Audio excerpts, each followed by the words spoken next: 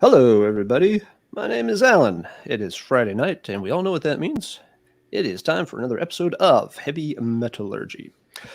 My regular co host Marty is not with us tonight. He plays, of course, in the band The Glorious Dead, and they have a gig this evening. So good luck to Marty, TJ, and the rest of the crew. Hope they have a great show up there in Michigan. And since he was not available to stream, I've brought on a couple of guys to help me out. These faces should be familiar to longtime watchers. First up, we have Aaron, the Metal Theologian. Aaron, how are you doing this evening? Fantastic, man. Thanks for having me. Oh, thank you so much for coming back on. We always love having you. And also making his third appearance. He's becoming a quick fan favorite as well. We have Dan from the Corroseum over in Sweden. Dan, thanks so much for staying up late and hanging out with us. How are you tonight?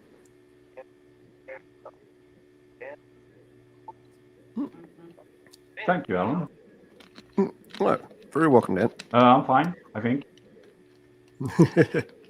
Yep. Oh, I'm lagging, right? You're doing good now. Yep. I think there was just a little lag there at the first. I think we can hear your YouTube too. Oh yeah, I sounds like you may have YouTube unmuted in the background, Dan. So we'll let Dan get that muted.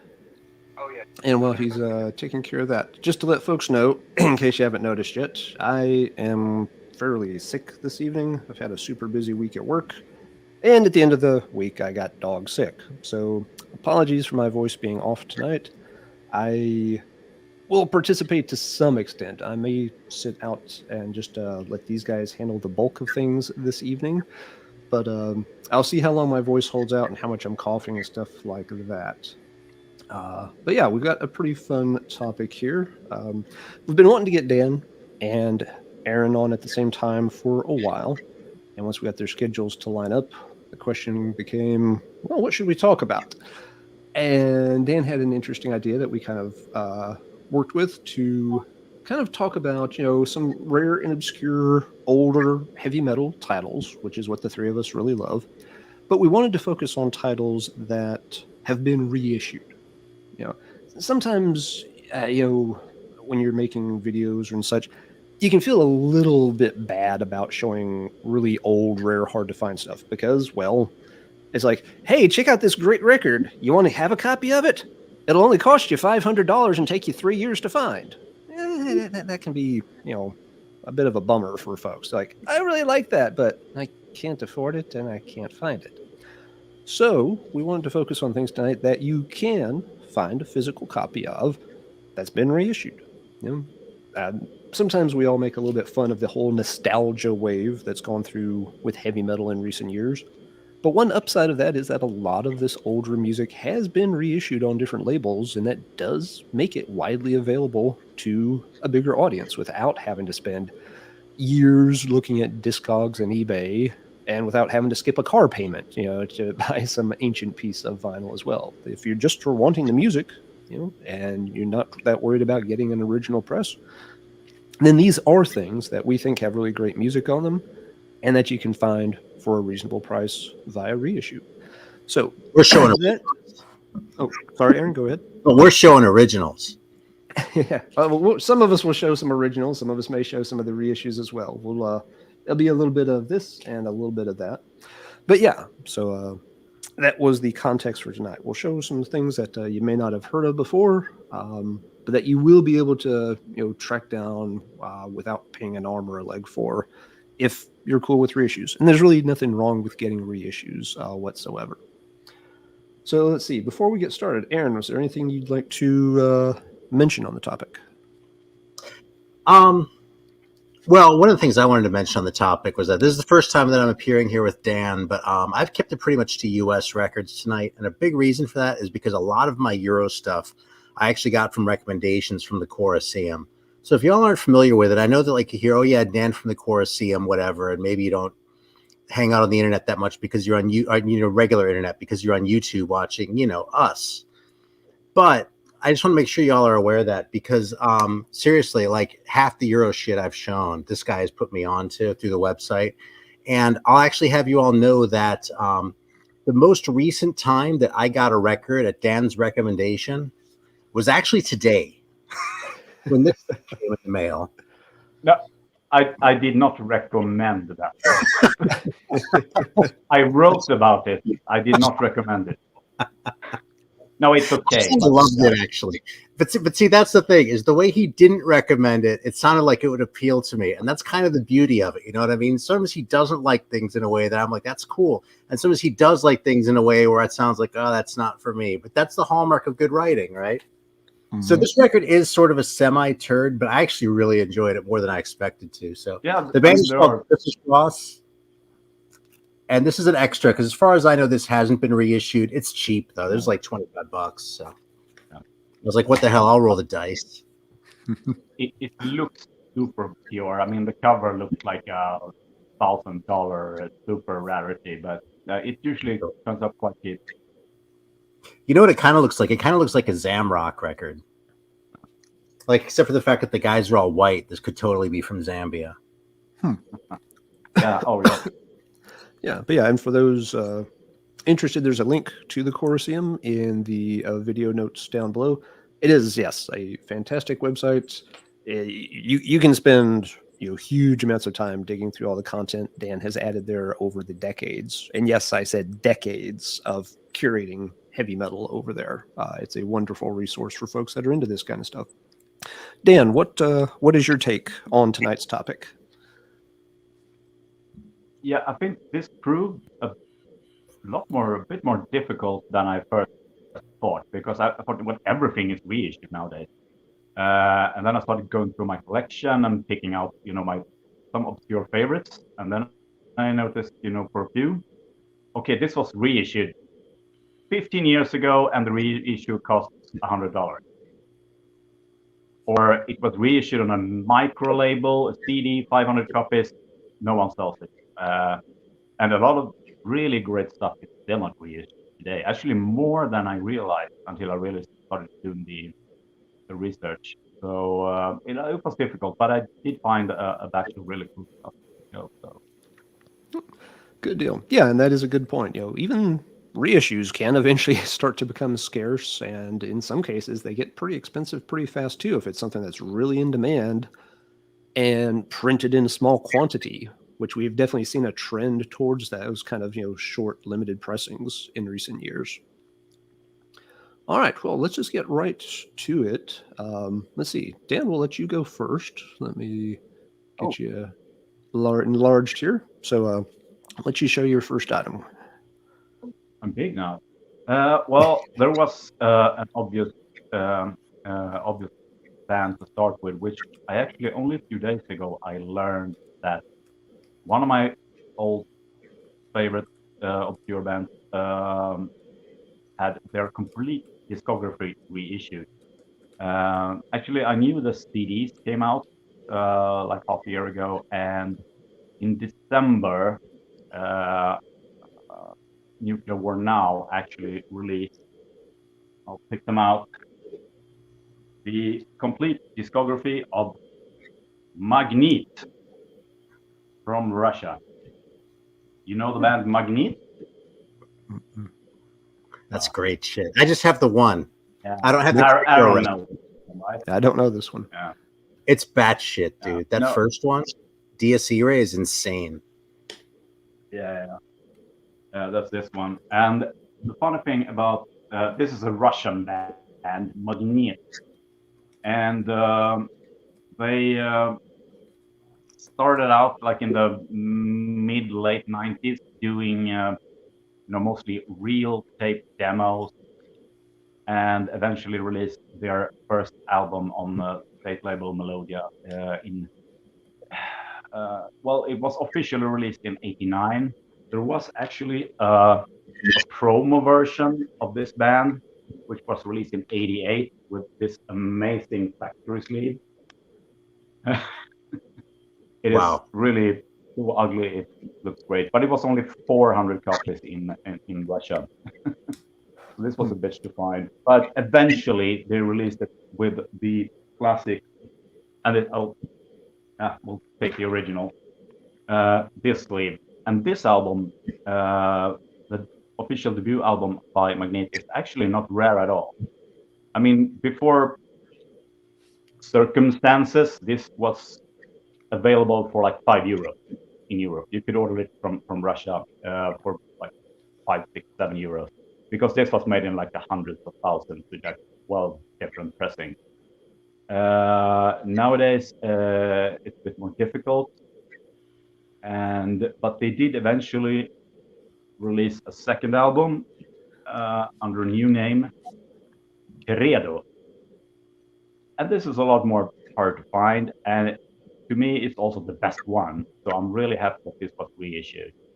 And musically, for those even vaguely familiar with old Russian metal, should be familiar with aria. And Magnet and Credo were sort of like aria, but a little bit less Iron Maiden to them. This is as Russian as Russian metal gets basically. If you would put them in a niche, I would say it's neoclassical epic power metal in a very like morose Russian way. It's very dark, very mood filled, and it is my favorite or second favorite band from Russia. And I'm a die-hard collector of Russian. A completed collector of that stuff, and together with maybe Oblachny Cry, this is my favorite band. And well, they've finally been reissued, and there was actually on these albums, I'm going to show them again because they're really beautiful made. They made for the first time on vinyl their demo stuff, the Detective demos and real tapes and rare tracks, and then the Gneva, the LP, with a bonus track, which actually the song Dies Irae, which is a Mozart cover. I think it's a section from Mozart's Requiem, which they're doing with vocals and everything, which is amazing.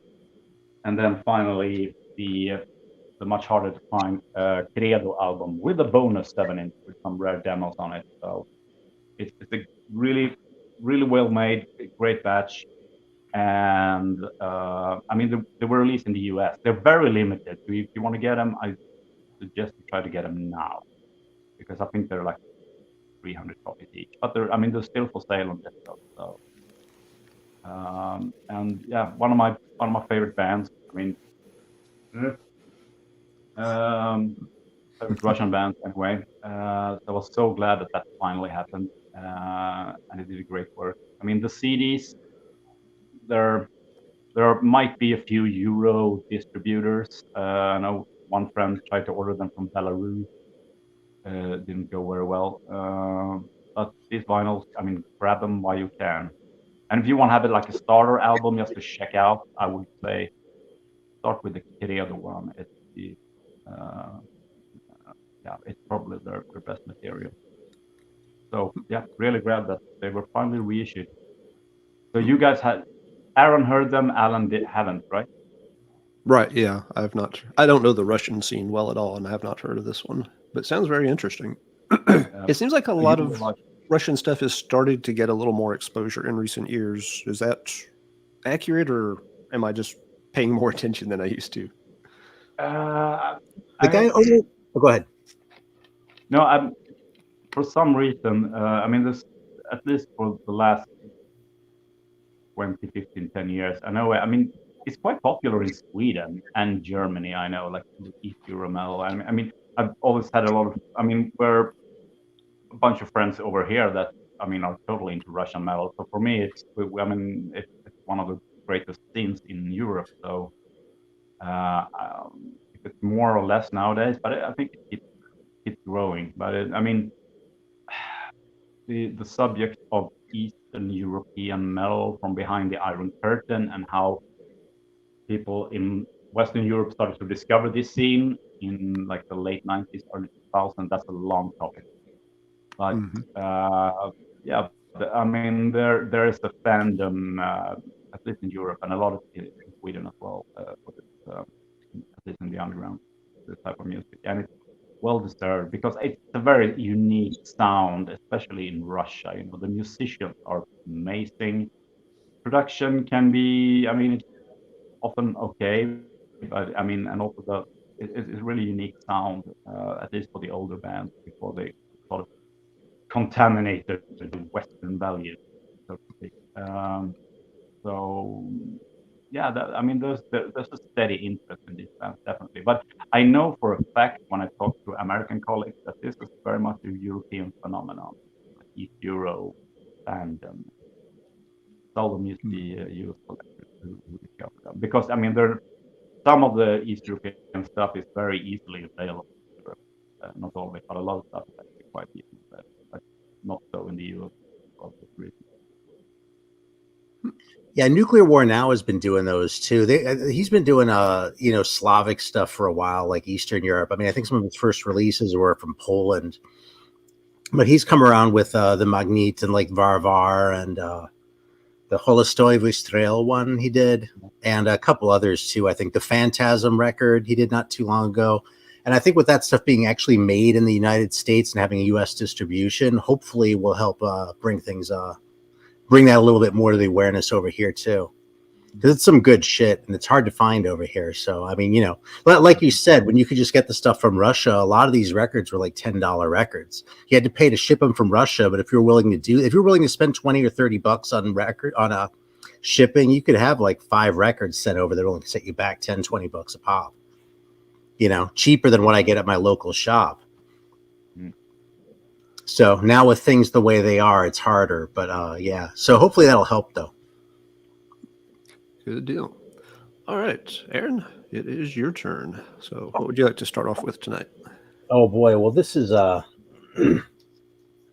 like I said, all my stuff here is US stuff, but what the hell? We'll start off with this one because it's one I've kind of been talking about a lot lately, but this is the Leather Nun album. This is sort of like, to my ears, this is sort of like glam writing, but played like real metal.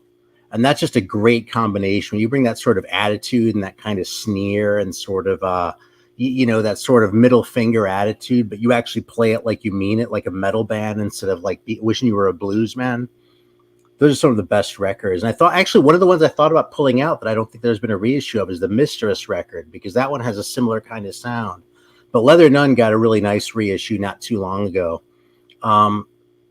They've already, to a certain degree, dried up, and I think the prices on those are starting to go up, but there was also a CD of it earlier. For a long time, though, you couldn't find this at all. And so, yeah, it took some effort to get my hands on this guy. This is really an all-time favorite record. Yeah. I don't know. What do you guys think of it? I'm sure you've heard it. It's a very popular collector's item, definitely. Totally. The thing I love the most about it is the guitar sound. It is super brutal, so heavy. It is a great guitar sound. I kind of love the singer too, man. Yeah, it is a good call, Aaron. One band it always reminded me a little bit of, and your description's dead on. It reminds me a little bit of Halloween from Detroit, the heavy metal horror show. Because it's got that glam kind of sheen to it, but it's just a little too nasty and a little too heavy to really fit into that particular peg.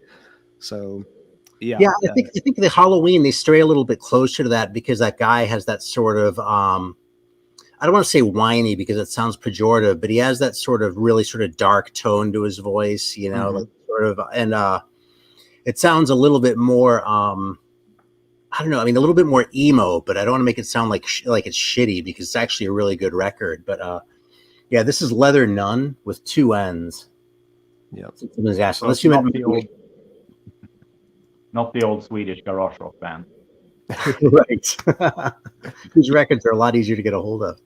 Yep. Yeah, Leather Nun has been used by a few bands, but yeah, this one, they're from Florida. That came out, about 85, 86, Aaron? I think it was 86. I think it was 85 because it wasn't on my list of top 10 records for 86. Oh, no, it is 86, so I probably forgot about it, unless I talked about it and don't remember. Yeah, and yeah, the Courtney, the album title is Take the Night. It's got that very iconic cover photo of, the big cathedral doors, so it's a very easy one to spot. And, I And it's too hard to find information about because, like Dan said, this has been sort of a high-level collectible for kind of a long time. It's pretty well known, and it's sort of one of the fashionable ones to have.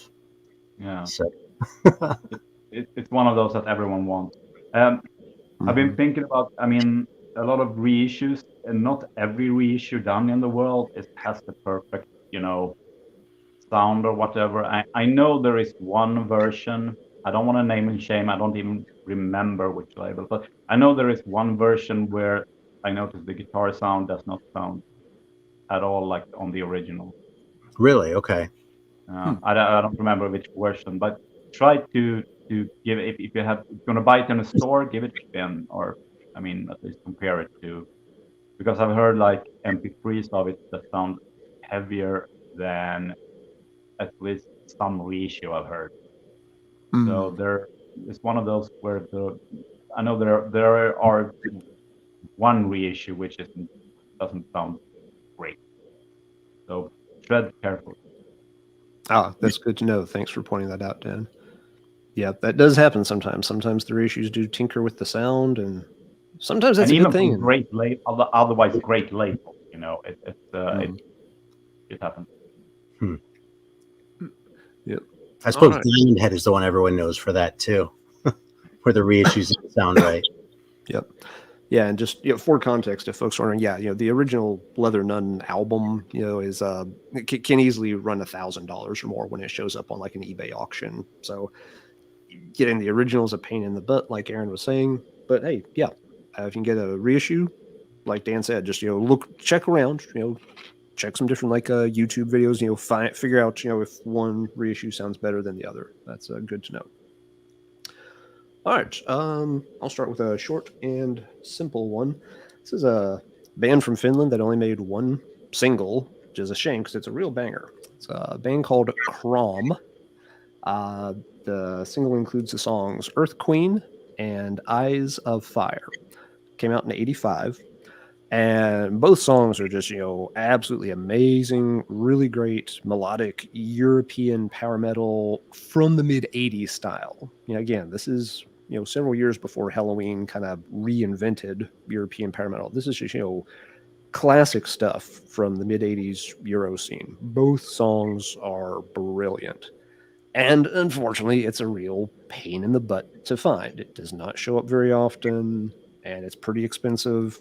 Does, but it did get a vinyl reissue. Now, this is a case where the reissue is a bit older. The reissue, and it came out as a 7-inch reissue on vinyl, which I have a copy of somewhere. I think I couldn't find it. Looking for records is not all that fun when you're coughing every 30 seconds. But somebody did reissue it in 2011 on vinyl, and even though it's been a while, that's pushing 13 or so years now, there's still copies on Discogs for around like $25 to $30 for the reissue.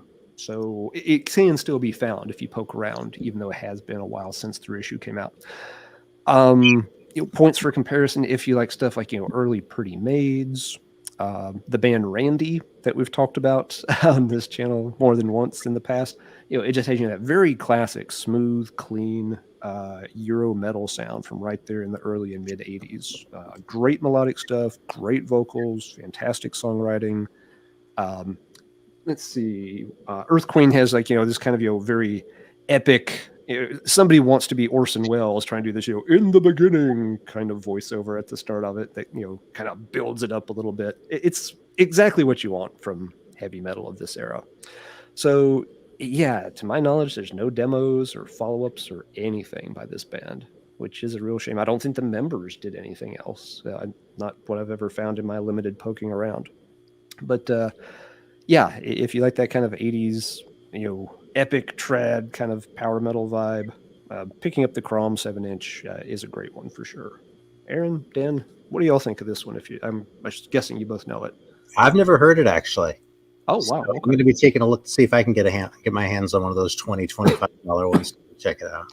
If you can't, let me know, and I think I have one or two of the reissues sitting around here, and okay. We'll make sure you've got one way or the other. I have the reissue. I haven't spent it in ages. I got it because I mean, the original was on a want list for a long time, and then I got the reissue. I don't remember exactly what it sounded like. I remember it being good, but, you know, too many records at the time. I think there are some sort of connection with other Finnish bands, but I'm not sure. A great shout out if you want to dig into the old obscure, like or the complete old Finnish metal scene, is go to, you know, the metal fanzine Isten as a great guide for Finnish metal. If you Google Isten guide, you will get directed to the Finnish encyclopedia of metal from like late 70s up until the 2000s. So shout out to these guys for great work, and there you will find info on Chrome and all the other rare stuff, as well as other mediocre stuff as well. Okay. Yeah. I wouldn't be surprised if these guys did play in some other bands. I mean, they're very good. You know, this isn't just a bunch of kids banging around making noise. I mean, these guys are very solid, so I'd be very surprised if they never did anything else. But you never know. You never do know. All right. With that, Dan, we are back to you for your second pick. Okay, second pick. I'm going to go to, well, let's do the UK and some post New Wave ritual metal, actually. Some UK metal from the late 80s, and one of my, it's a really unexplored scene. We should do a whole stream about like post new album metal. Here's one of my favorites, Mask, In the Dead of Night. It's a really fucking great mini album of not very. This doesn't sound like new wave ritual metal at all. This is more akin to 80s US power metal. This is like 80s power metal with female vocals, you know, galloping riffs and great, brilliant, epic songs. I would say, it's a private release, but not quite. This was actually originally released on RKT Records, which was sort of pretty much a second-rate label in the UK, but they were mostly famous for releasing stuff like, you know, Lawnmower Death and Metal Duck, and I think one of the later Warfare albums that no one listened to. But this was like their first release, and it's way more rare than any of the other stuff on that label. And it has been reissued this is a mini album. I think it's like 5 or 6 songs. It's a 5-song mini album. It has been reissued, and I need to check my notes because they were No Remorse in 2019. It was released as a full-length album with demo bonus material as well. And I mean, this is like perfect 80s underground power metal. I mean, it's great galloping riffs, great harmonies, great female vocals, all the kind of stuff that, you know, rare US metal collectors are dying for, only from the UK in 1988. It's a really recommendable release. Most of the songs on the mini are great. I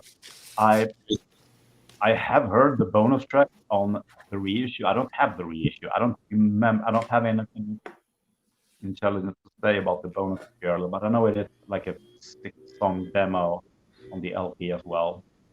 But the mini alone is worth hunting down the reissue for, and it was No Remorse like 4 years ago or something like that, and it should still be available on LP and CD.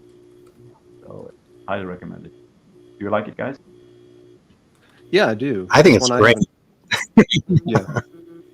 Kind of like I was laughing. It's one I haven't played for a long time, but yeah, that was a really good pick. I didn't know it had been reissued. Yeah, No Remorse.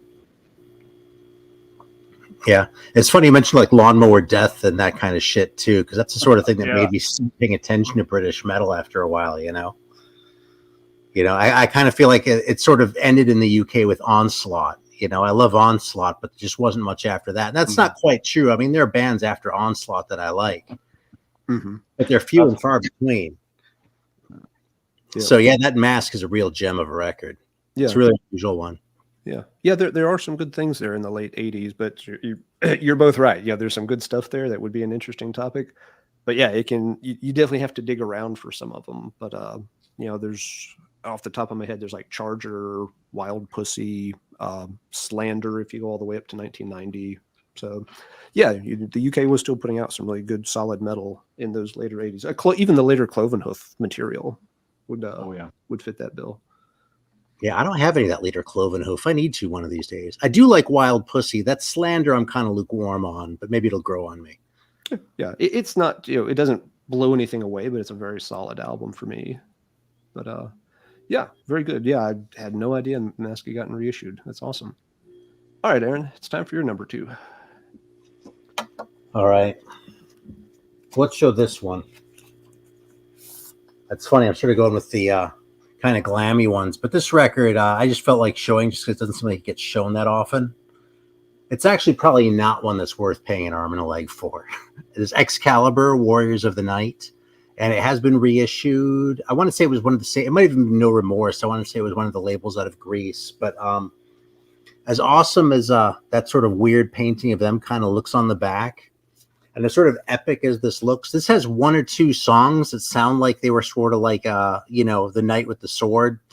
Maybe a short sword rather than one of those. It's not like full on epic. It's sort of a little bit half committed. But beyond that, it kind of goes to sort of a party rock kind of vibe for a lot of this record. And it's an interesting piece. And I mean, this old logo, it's kind of hard to argue with, But it's not going to be the logo that you're wanting to argue with if you search this thing out, It's an interesting record. It's a really cool piece, but it's kind of a mediocre record, really. And I just pulled it out because I felt like it.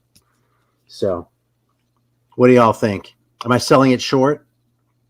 No, you're selling it just about right. It's not crap, but I mean, there's a lot of fillers on it. It looks amazing. It's the perfect sleeve for collectors to drool over. Not crap, but not at all as special as it looks. But you're right. It's reissued.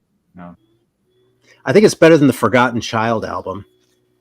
Yeah, but Forgotten Child is like an AC/DC clone. I mean, this is at least real metal.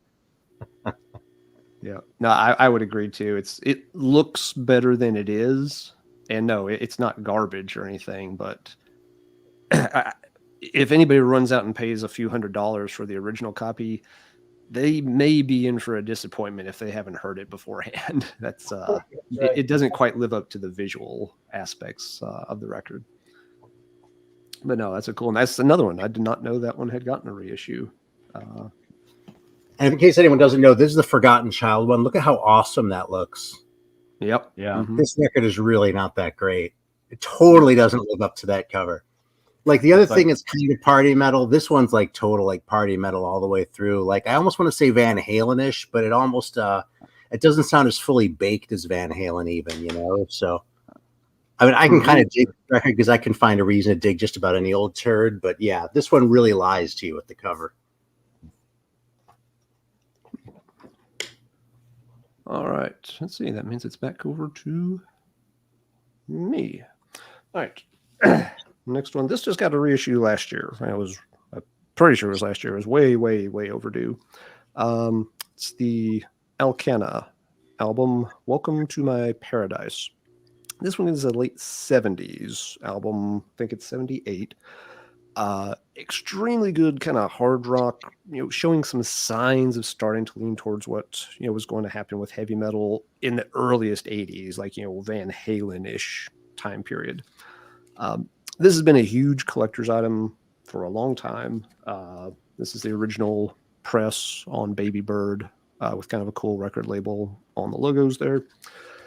But yeah, very good songwriting, excellent guitar work, very strong vocals. The vocalist is, and again, sorry, I'm not on the top of my game tonight, but I believe his name is Jack Rucker. I've got it pulled up here somewhere. Yeah, Jack Rucker. And if you listen to this and he sounds familiar, you're not crazy. A few years later, after Alcana had disbanded, Jack Rucker would be recruited by another California band, but he would reinvent himself as Damien King the First and sing vocals on Warlord's Deliver Us. So yeah, a very cool connection to one of the iconic early 80s Metal Blade releases. This album, there's a few filler tracks on it, but there's a lot of really good ones. It's best known for its kind of big 7-minute long epic track, The Tower, but there are several others that are great. The title track has a really good drive to it. Some of the other ones do too. So yeah, fantastic one. It's been a huge collectible in hard rock circles, 70s rock circles. Yeah, and again, folks that are huge Warlord fans were always interested in it to get Rucker's appearance with the band. So it's really nice that it finally got a vinyl reissue in the past year or two. The originals have always been a pain to find and very expensive. My copy's not in the best of shape, but I got it from a buddy of mine under very nice circumstances. We'll put it that way. So yeah, if you like that, very late 80s or late 70s to early 80s kind of stuff, I'd say a decent analogy would be Chastain's original band, Spike. It has that same kind of energy to it. It's more upbeat, a little more forceful than your typical slow 70s hard rock. But it's not, this is not a heavy metal band, to be very clear. They're still inching towards that territory because it's still 1978, 1979. But yeah, the Alcana, if this interests you at all, I'd highly recommend getting the reissue while it's out there, because it is a fantastic album and it's always been very, very collectible. It's a good record. I didn't know about the Warlord connection either, believe it or not. It's one of those little pieces of trivia that, is very... I didn't know about it for a couple of years after I heard this and was obsessing over it, and finally just looking through the things, I found a little link to connect to his bio, and just like, holy crap, you're kidding me. Yeah, I thought that was the thing that this band was mostly famous for, was the connection with Damien King. I haven't listened to it much. I mean, when I see those records, I feel like a snobby metalhead. Nope, not metal enough. But yeah, I remember there's one of those really great epic songs on it, but I haven't listened much. But yeah, it's been cool that it's been reissued for die-hard Warlord fans anyway. Mm-hmm. Yeah, another one that's waiting for an original to show up takes forever, and then it takes hundreds of dollars to get it. The reissue reportedly sounds... I don't have the reissue, but it reportedly sounds really good. So yeah, grab it while we can. I have an old Acid Nightmare reissue of it, actually. So yeah, I think Acid Nightmares reissued it maybe more than once even. So yeah, there are pressings out there for folks that want it. Yeah, those were sketchy, but whoever was running that, fly-by-night label had good taste because they picked good shit. So. Indeed. All right, Dan, on to your third pick for the evening. Yes. I'm a huge fan and collector of compilation albums, which sort of became a thing when I started doing the Compilopedia together with Keir Howell at the Corroseum website. Even like starting doing an article like that sort of gets you, it influences your own collector and music mentality. So I started doing the encyclopedia with Keir first and became a collector of compilations because of it, more or less. And so I was looking around, I wonder what rare, weird, obscure compilations have been reissued, and it doesn't happen very often, actually. It's reissuing compilation albums is not a big thing, it seems, for any metal label. But I did notice a really funny thing that only, I think, like 1 or 2 years ago, believe it or not, one of the greatest underground compilation of the 80s has actually been reissued. And I'm talking about Norway Rocks. Who did that? That got reissued? That's awesome. Yes. And I think most 80s metal collectors who are sort of into, at least vaguely into, like, weird and obscure metal, a lot of people will be familiar with this, because I know that this is one of the most loved obscure collector items as far as compilation albums go. and for a very good reason. And I mean, it's such a funny story. I mean, Norway. I mean, had any interesting metal ever come from Norway? Dude, the 70s, Norway had it going on in the 70s. Like in the first half of the 70s, for like the heavy rock, Norway kicked Sweden's ass. Then in the 80s, it's flipped and Sweden kicked Norway's ass. I don't know what happened, but yeah. And then in the 90s, Norway bad, happened. dire. So yeah, I can't believe that's available. Yeah. Well, the funny thing is, I'm just starting out with the fact that I mean, before the 90s, Norway was in no way known for having any sort of special heavy metal scene. I think their most famous band was probably like TNT. Probably. And Arch in the later 80s, I think, had some impact. But this compilation is actually, it was released by the label Angel Records, together with the magazine. What's the name of the magazine? I have it in my fansign encyclopedia at the site. I forgot the name, but one of the biggest rock magazines in Norway, and it's basically a collection of like kids, or like really young amateur band from a small town in or like all over Norway, and it's kind of type of collection which, I mean, you could buy it, and if you're lucky, 1 or 2 tracks are great. Something weird happened when this album was released. This is actually one of the greatest European metal compilations. It is gem after gem. One of the most famous ones are the band Anesthesia, which is sort of like early Halloween, very earliest Blind Guardian type European power metal stuff, which is absolutely epic. It totally kicked Arch's ass. And also the band Thunderdome is amazing Euro metal. I mean, basically the worst band on this album could be like even if it's sort of like mediocre, could still be like the best band on another, local comp. So it's an anomaly as far as pure local comps go, because I mean, 8 out of 10 tracks on this album are fucking brilliant, and it mostly is sort of in the power, speed, really epic heavy metal style, and it's flown under the radar until like the early 2000s, I think.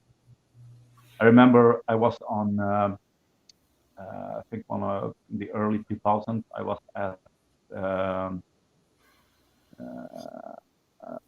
the Wacken open air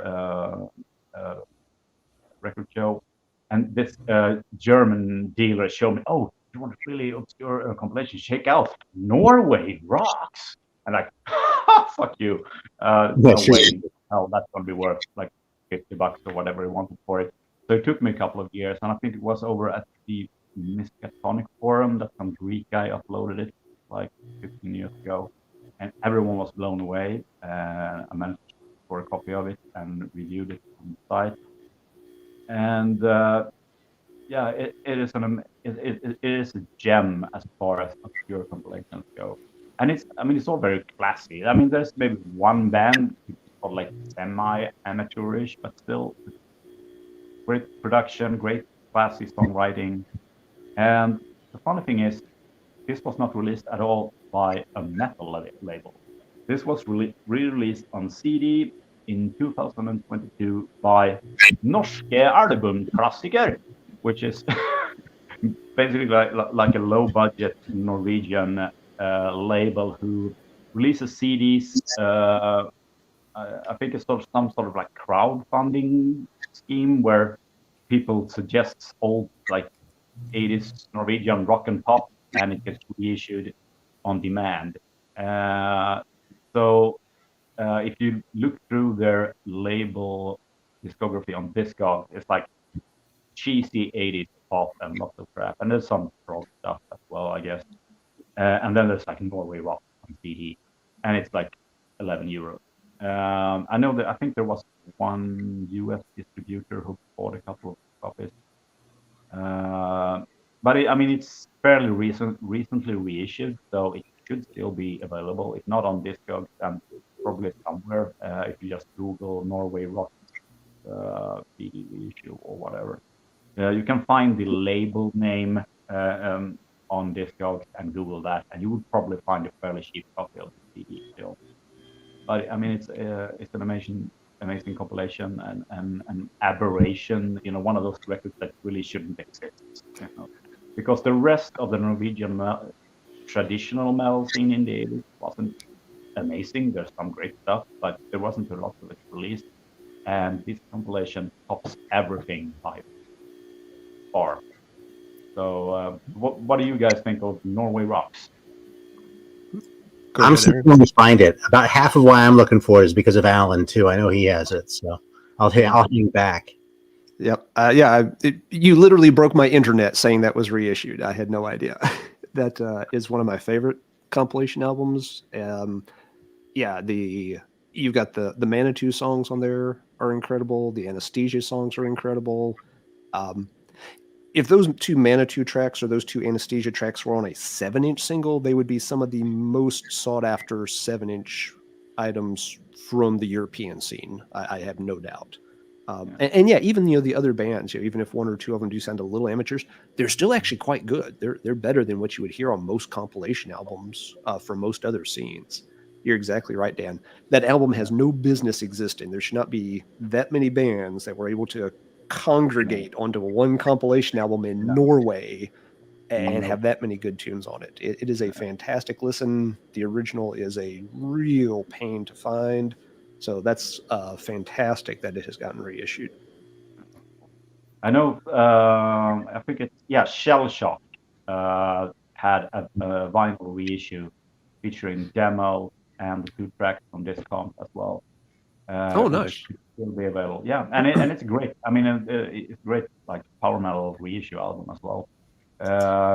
One of those, reissues which no one bought. So it was done maybe more than 5 years ago, and it's probably still available.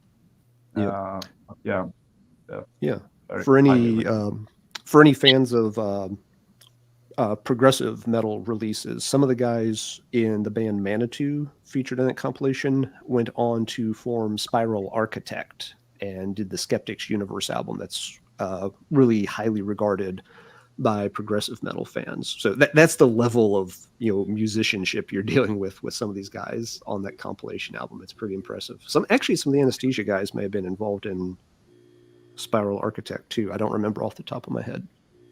I'm getting the impression you don't think a whole lot of Spiral Architect, though. Yeah, the Spiral Architect, for me, it's a little too out there, a little too proggy for my tastes. I can appreciate that, it's really top-notch musicianship. For me, it's a good example of where the band maybe spends a little too much time on the technical aspects and the songs just don't come together for me. Yeah, I haven't heard them, but that's kind of how I feel about Blind Illusion. So, kind of leaves me cold, Sieges even, too. I just... Yeah, kind of feels like there's more playing than ideas, a little bit in my opinion, but I know a lot of folks really do worship that Spiral Architect album, and Norway Rocks lets you see what those guys were doing about a decade earlier. All right, Aaron, let's move to your next one. All right, well, since you just showed one that isn't in the greatest shape, I'll show one that isn't in the greatest shape, and this was a creeper of a record for me too. I actually didn't like this at first at all. But this has kind of become a favorite. This is another one that's been known for a long time and people hunt for it, but this is To the Point by Ironhawk. And, this is sort of, the other one earlier was sort of like if you took if you wrote like a bunch of glam songs and gave them to like a real serious heavy metal band. This one is like if you had like Foreigner or a band of that caliber write some songs and give them to like a real heavy metal band. Because the writing on this is really kind of AOR, but the delivery is heavy and it's sincere, and it kind of has some of that like Foreigner-ish feel to it a little bit, which is why I didn't like it at first. But once you sort of get past that, this thing really smokes. I just listened to it earlier today and it blew me away. So yeah, this has kind of become a record that I like a lot. So they're from Chicago. Yeah, I don't know if any of these guys went on to do anything. It's relatively early, though. It's 83. Still has the really thick cardboard that European collectors geek out over, because that's sort of an American thing. But yeah, Ironhawk. Thanks to a reissue, it's relatively easy to get now, too. I think they put some extra stuff on it as well. And I don't remember who did it. I feel like it might have been No Remorse. It's either them or Metal Classic. Yeah, I feel like it was one of the Greek ones, because it was called like To the Point and Then Some or something like that. And it always seems like it's the Greek labels that do something corny like that with the title. But yeah, Ironhawk. Yeah, that's one I have not heard in a long time. I remember when I've played it in the past, there's been times it's like, that's pretty good. And there's other times it's like, I'm not sure about that one. So I've never quite settled on. First time I heard it, I was like, oh, what the fuck, man? I was a stronger response to what you just said. So it crept up on me, though, man. I haven't heard it in a long time. I probably only have a PDR of it somewhere, but it's been way too long since I listened to have anything intelligent to say about it. But yeah, I really like the sleeve. You know, it looks really cool with like the negative and the logo and everything. So, totally. Hunt down. This is actually my second copy of this. I had a better copy. I had a really nice one at one point that I lucked into really cheap. And someone in Greece actually offered it, Zen Venom for it, the From Another Planet record. And I went, which I thought about showing, but that one hasn't been reissued as far as I know. I was like, I don't know. I really don't like that Ironhawk very much, and I really want the Zen Venom. And I live in the U.S., so I'd probably have an easier time finding the Ironhawk again. And the fact is, here it is, and I haven't seen another Zen Venom, so I guess I made the right decision.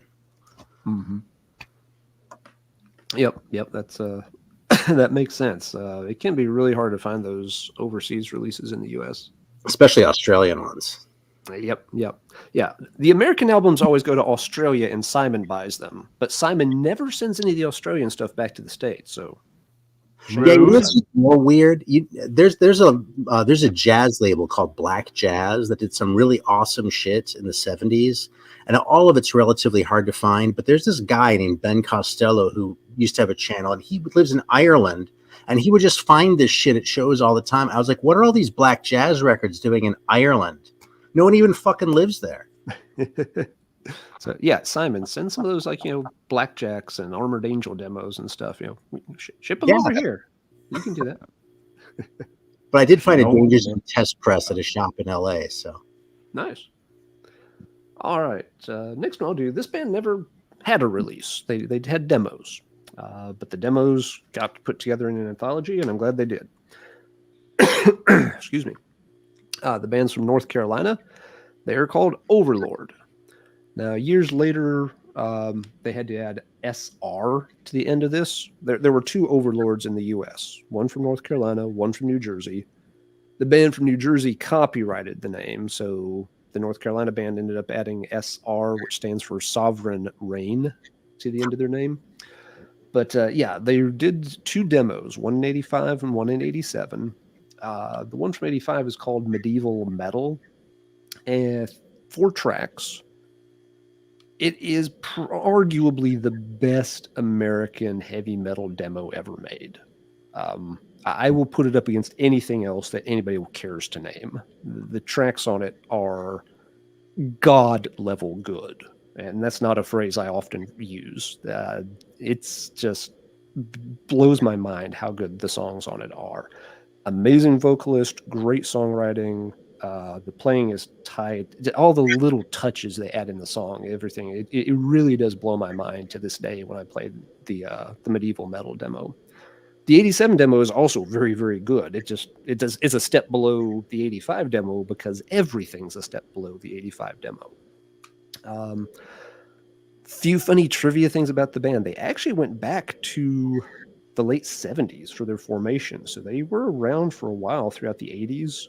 I have no idea why it took them so long to get a demo recorded in 85. Another thing is they did get one vinyl appearance.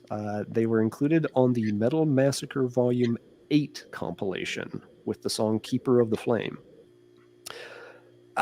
It's obviously the standout track. They really should have been on something like Metal Massacre 2 or 3 or 4. by the time Metal Massacre 8 came out, I'm not sure a lot of folks were paying attention to Metal Massacre anymore. Yeah, that series was kind of rapidly running out of gas. And that style of metal was also, starting to feel pretty dated by the time you get there into, 87, 88 time frame. Those are thrash years. Overlord's not a thrash band. This is pure American power metal with a really strong nod to the European sound. This is not a too distant cousin to something like the Crom single that I showed earlier. Great soaring melodic vocals, amazing, axe work all over it. All three, and this isn't like, they've got one good song and some other ones. All three original songs on here are 10 out of 10s. All three of them. The fourth song is a cover song. It's a demo, you do that kind of thing. But they even picked a cool song to cover, at least. The cover is In the Year 2525, which is the old Zager and Evans track, which is a pretty cool one for a heavy metal band to dig up and cover. If folks aren't familiar with that song, it was a #1 hit actually in the UK and in the US in '69, right in the middle of the Summer of Love. But it's kind of a dark song. Yeah, it has, a very kind of moody appeal to it. And it has a weird footnote in history. It's the only, Zager and Evans are the only band to ever have a #1 single on both sides of the Atlantic and never produce another charting single in either country. So they are the definition of one-hit wonder. But anyway, back to Overlord. These guys are still knocking around. They've done a couple of albums in recent years, just independent releases. I've never checked them out. I have no idea what they're doing. I know they still play live, at least regionally. I've seen their name on a few festival bills in the Southeast U.S. They're a North Carolina band.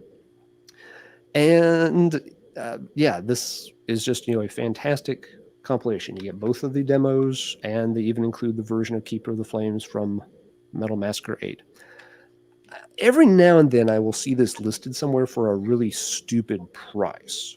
Don't pay a stupid price for this collection. If you poke around in other distros and stuff, you'll find it for a very reasonable price. You might even still be able to get it directly from the band through Facebook or something. I'm not sure.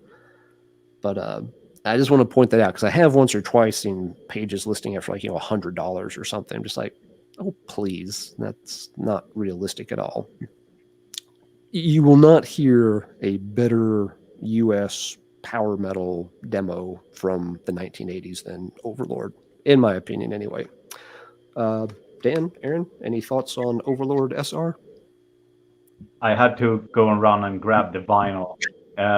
It's so great. 110% agreement there. This is, if you need to, everyone needs to buy this. I mean, it is.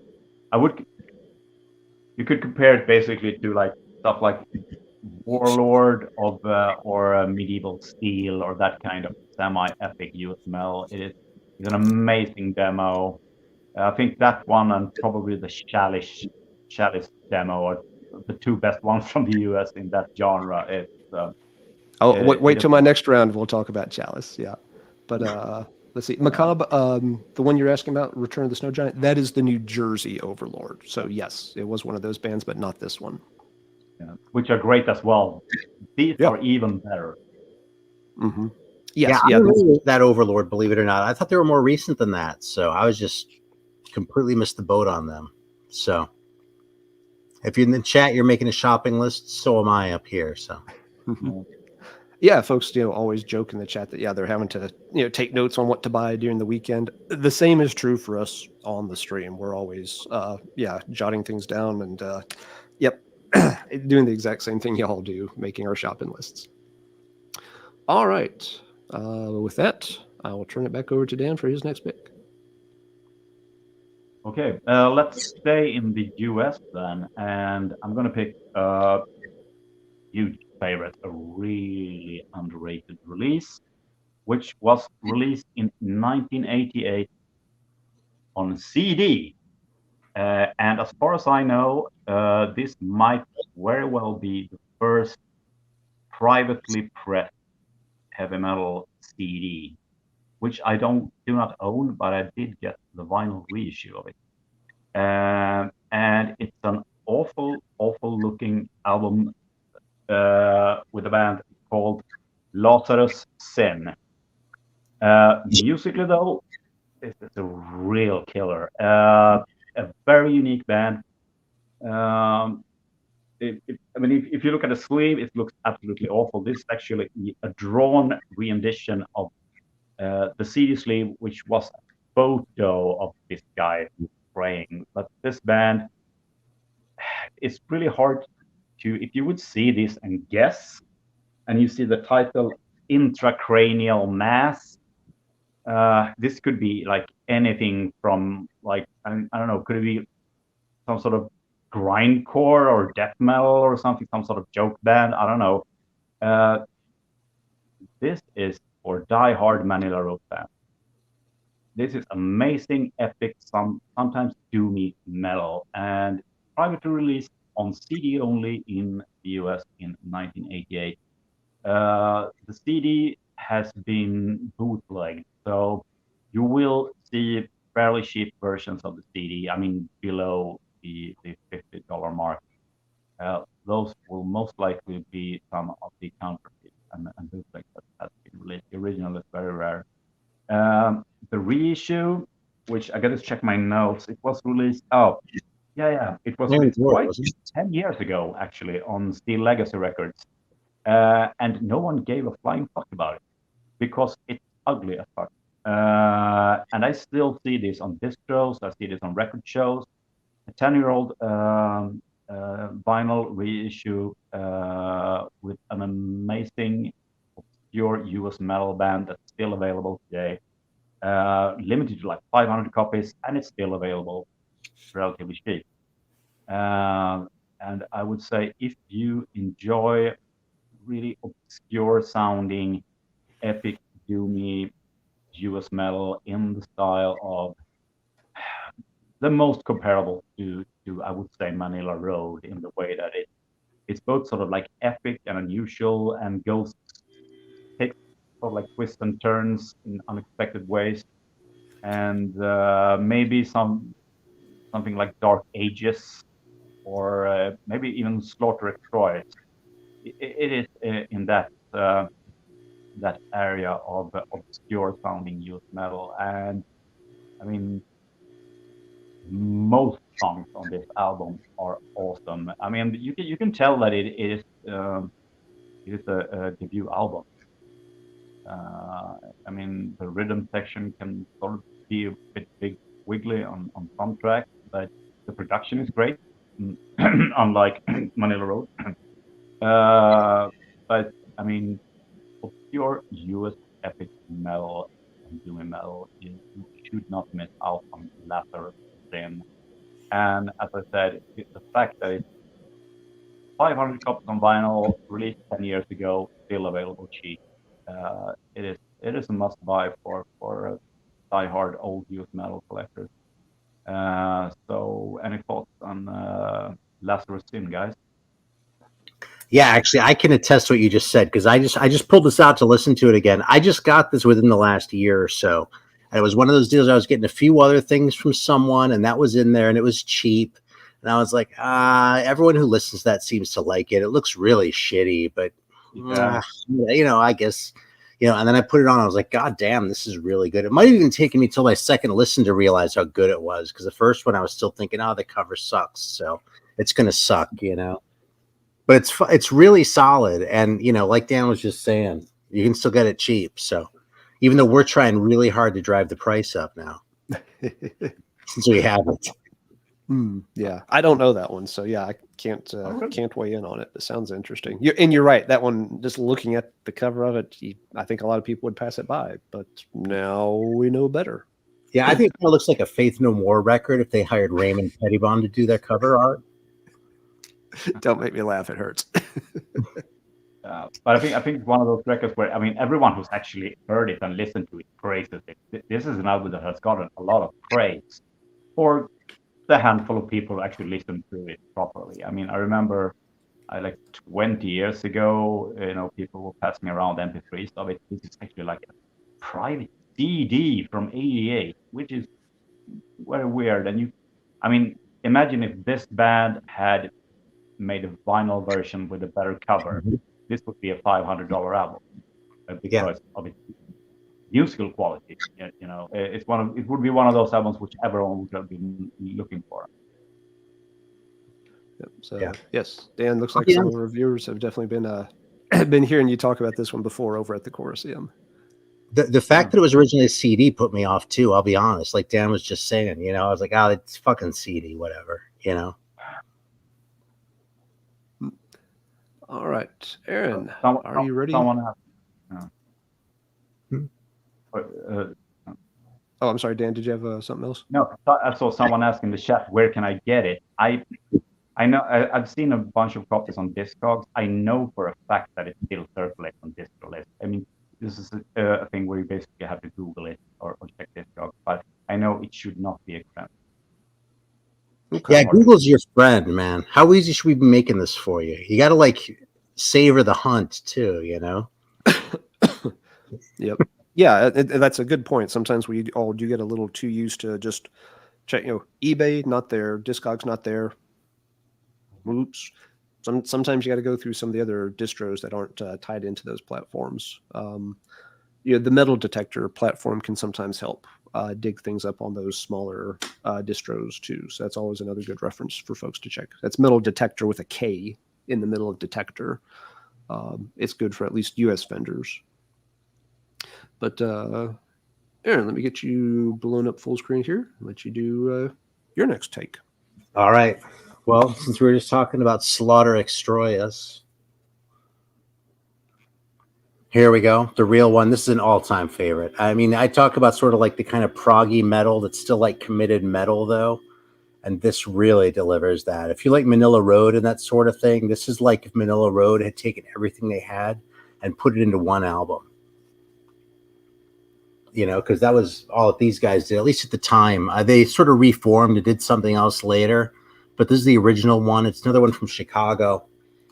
I used to have a reissue of this. This was actually reissued earlier than a lot of things because the guys from, at the time, Monster Records, which is now more or less Rockadrome, they were fans. And so they did this. And they took the liberty of actually putting the word fucker in there. So the censored version is actually the original. But yeah, it lives up to those photos. But it really has the prog thing going. Like I already used Manila Road as a touch point. If you like, you know, I compare this to early Savatage too, maybe. The singer has more sort of a mid-rangey type voice. He doesn't like have like sort of the higher tones that John Oliva does in the same way, but that's the Ray Oliva brother, isn't it? I'm not sure. Fuck it. Anyway, Winter Kill, though, is an all-time favorite of mine. And I suspect you won't get very far trying to reach out to that contact address, but I wish you good luck turning up the record because it's records like this that keep me collecting this shit. You know, I've shown a few here tonight where it was okay. You know, this one looks better than it is. This one, it's 10 out of 10 record as far as I'm concerned. So, taking the opportunity to hype it. What can I say? Yeah. No, that's you're right. It's a good example of one of those super rare, super hyped, super collectible, and super expensive albums that completely lives up to all that hype. Yeah. Yeah. And it's one of those the first top rarities I ever heard about. I remember in like, was it the late 90s or early 2000s? I got the, remember the Rare Ass Records catalog? Yes, exactly. Yeah, from Dennis Berger on. Yeah, I used to have like the yellow edition with all these rare stuff. And I think one of the most expensive albums on that fat list was this Slaughter Extroias album. So, of course, I mean, it picked one's interest. And then he reissued it on, was it like Monster Records? Yeah, it's the same guy. Like the used records were Rare Ass Records, and then their label and the new shit they did was Monster Records. And it was the dude from Rockadrome and the guy who was working with at the time. So, yeah, that's a great one. Yep. Yeah, and you can still get that one on a CD reissue very easily. And they did release more like there's another CD called Unleash the Beast, which was recorded stuff that never got officially released at the time. I've actually never heard that one. I did check out the Energy Vampires one, and I liked it a lot less than I liked Winterkill, which maybe isn't fair because that's such a high bar. Mm-hmm. Yeah, the I Energy like- Vampires is fun, but it is different. I like Energy Vampires even more than Sort Correct. Really? See, that's I think it's even more unique and even better song. The only problem with that reissue is the sound on it. It has this really high-end hissing sort of. Maybe it was difficult to master because of the originals, but the sound is sort of weird on it. Musically, it is an absolute treasure, you know. But well, you know, I might have done the same thing as I was doing with Lazarus Sin on that one. In fact, I'm going to pull it out right now to listen to later too, because first of all, it has the plural name, right? That's like strike one right there. It's a punk name, Energy Vampires. Energy Vampire is a metal name, you know? And then it's called that, which is kind of a shitty name. And the cover doesn't really look all that committed to metal, you know? So all those things probably colored my opinion. And I only listened to it once or twice. So I'm seriously going to pull it out to listen to when we're finished. No. It could have been like Richard and the Energy Vampires. Yep. Yeah, folks are talking about the vocalist John Stewart in the chat. Yeah, but Stewart had, you know, a really good voice for that. I know if you read some interviews done with him around the time of some of these reissues, he comes across as a real space case. Just, not quite connected to Earth. So I don't know if he's just playing it up for the interviews or what. I did see them live at Keep It True many years ago, actually. Sort Correct. They did cool. reunion show in Germany like 10 years ago, I think. Neat. How did they sound at the time? No, it sounded perfect. I mean, great show. Very cool. All right. So that's back to me. You know, real quick, if I may, going through please. this, a little bit funny. I can sort of see how like the whole rare ass thing kind of colored my own collecting a little bit. Because I have a bunch of Chicago shit here, and I have some Texas stuff too. And I mean, they started out in Chicago and then moved to San Antonio. So I don't think it's really a coincidence they came up with a lot of Chicago and San Antonio bands during their tenure. Yeah, that old rare ass catalog. It probably formed and piqued my interest and curiosity for weird and underground metal, because I got it before I started collecting it and digging into that forgotten 80s scene, and just having this fat catalog of weird band names you never heard about. It had Little a lot to do descriptions. with what you listen to today. The descriptions were always so good too. Like this record, this and this and this. Yeah. That's how I discovered, like Black Hole and stuff like that. So, All right. Let's see. Well, Dan name dropped this one a minute ago. And it was next to my stack anyway. So let's go there. I said Overlord SR was, arguably the best American heavy metal demo. If there's one that I would put up against it, the reason I had to say arguably is because of the Chalice demo. This one is also just on another level compared to most of the stuff you hear. This was a band from New Jersey. There's a lot of Chalices out there in heavy metal, not the most original name, but this was a Jersey band.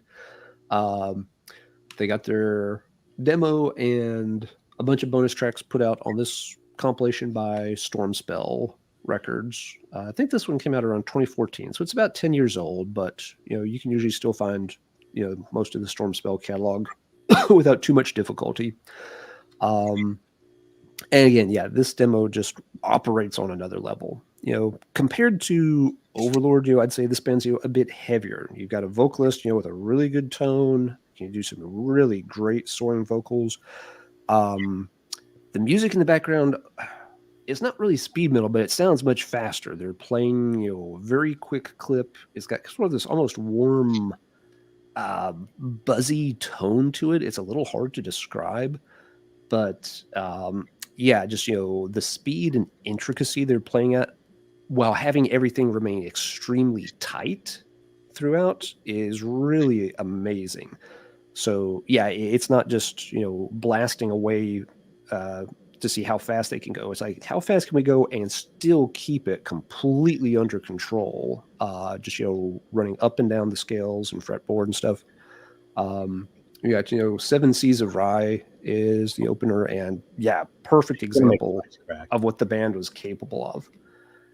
Some of the bonus stuff on here, the sound quality is not as good. Like there's a few live recordings from, like 85, 86, and they very much do sound like they may have been recorded on a Walkman, at somebody's basement or backyard party.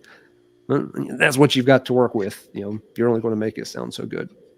But yeah, the original demo tracks from this band are just phenomenal. This band smokes 90% of the bands that actually got to release an album in the 1980s, and it's not even close. It's not like, oh yeah, they could have released an album. It's like, no, this band pisses all over them. It's no contest.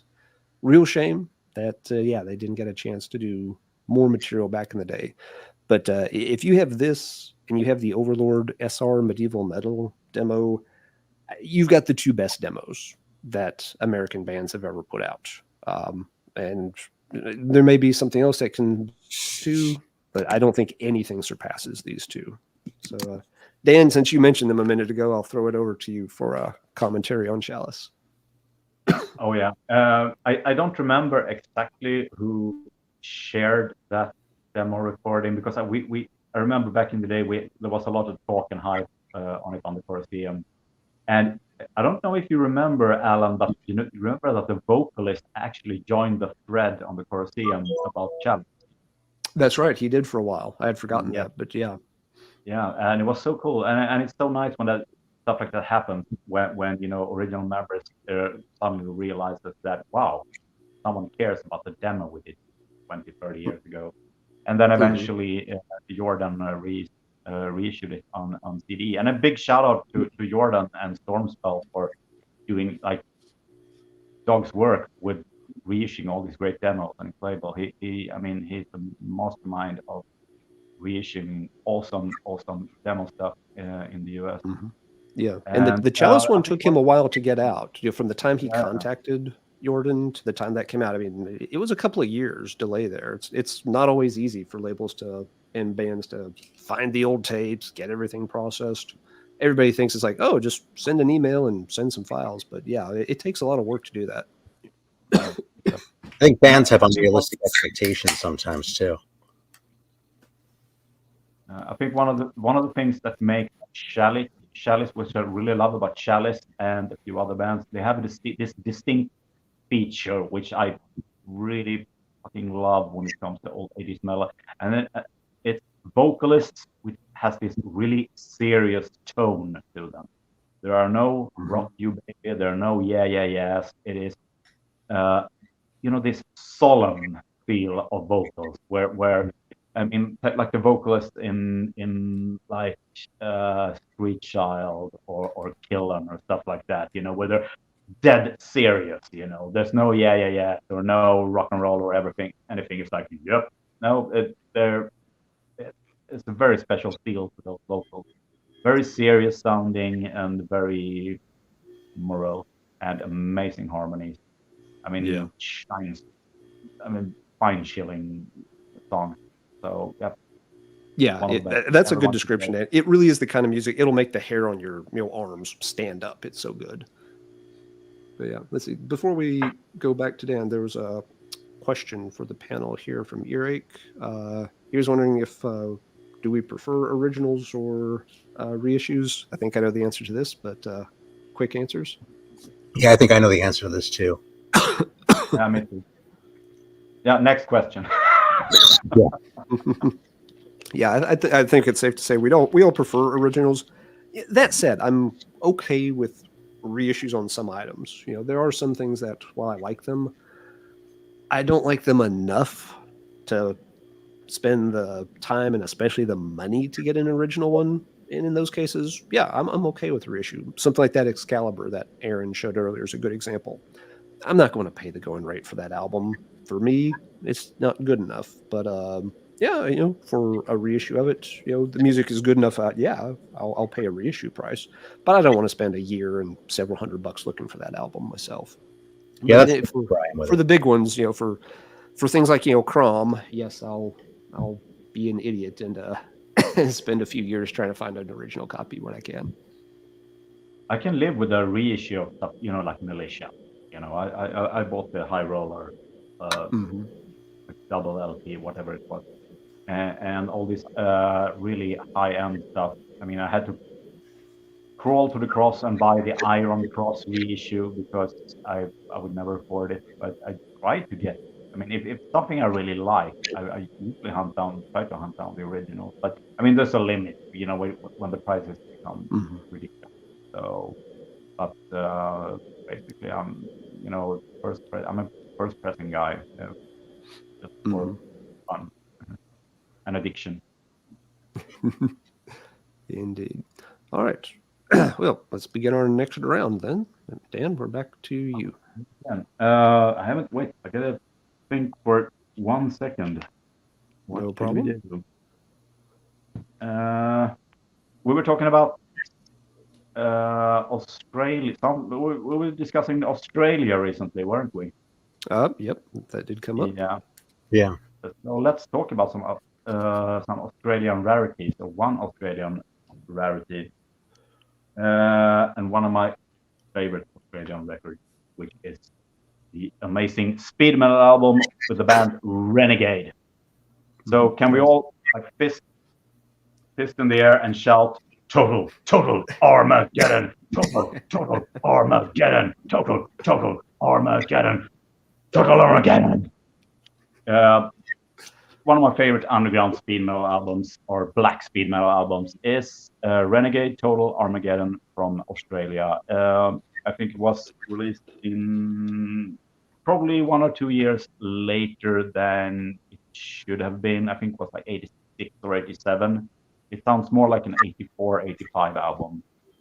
And it's primitive, evil speed metal, like, Early Destruction or Destructor, or bands like that. It's very pre-Raining Blood type of speed thrash, and not super technical. It's speed metal, but not in the Agent Steel sense. More like the Early Destruction, Iron Angel, sort of Whiplash sense, and semi-satanic lyrics. And yeah, it's one of those really great pearls of primitive old 80s speed metal. And the original has like this great fold out with some great black and white images as well. And I think anyone who's into stuff like, Destructor or Whiplash and stuff like that, it should really check out this band. And it was reissued a couple of years ago. I don't know if there's any later versions than the one on Iron Bonehead did a reissue of it with some demo bonus tracks as well. I had to buy it just for the bonus demo. I usually I don't always get the reissues just because of demo tracks, because so many times you can get a bit disappointed with them, and it can sort of ruin the overall feel of the original album. This one's, I think, the bonus material is okay, but I mean, if you like old primitive evil speed metal, I mean, the production isn't great, the playing is nothing special, but the sleeve is amazing, and it has the punch, maybe like Onslaught or stuff like that. And if you like the bands I've name dropped, you should definitely try to check out Renegade from Australia. It's a really cool album. The original just keeps getting more and more expensive, unfortunately. But Renegade, highly recommended. That's interesting. I didn't know Iron Bonehead had reissued that, because that's not a label I think of as a reissue label. They mostly have new artists signed. Yeah. So it's cool that they actually got that one pushed back up. I don't remember the reissue. It's like between 5 and 10 years old by now, I think. But There might be even more recent reissues of it. I mean, High Roller reissues everything, so always check there first, I guess. But no, there should be reissues ready and available for this one. So, yeah, well worth checking out if you like the old features. Aaron, what do you think of it? That one didn't grab me as hard, which is why I pulled it out again to listen to. And I also suspect that it might be because of the bonus tracks, because I kind of hate bonus tracks because they tend to break up the flow of a record. You know what I mean? The sides break in certain places. And like on this one, you know, you have like 6 songs on each side.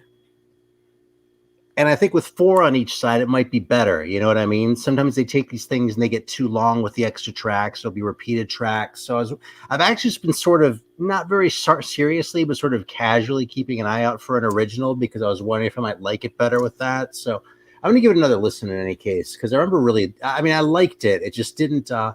Let's put it this way. It's interesting that you mentioned Destructor as a touch point too, because I mean, I love Onslaught and I love the Germans, obviously.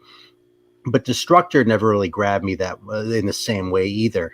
And I feel kind of guilty about that being from Cleveland myself. It feels a little bit disloyal to my people, but I just never got into that. You know, when I look at the Auburn label and compare Destructor to the likes of Black Death, Destructor just sits left in the dust, you know?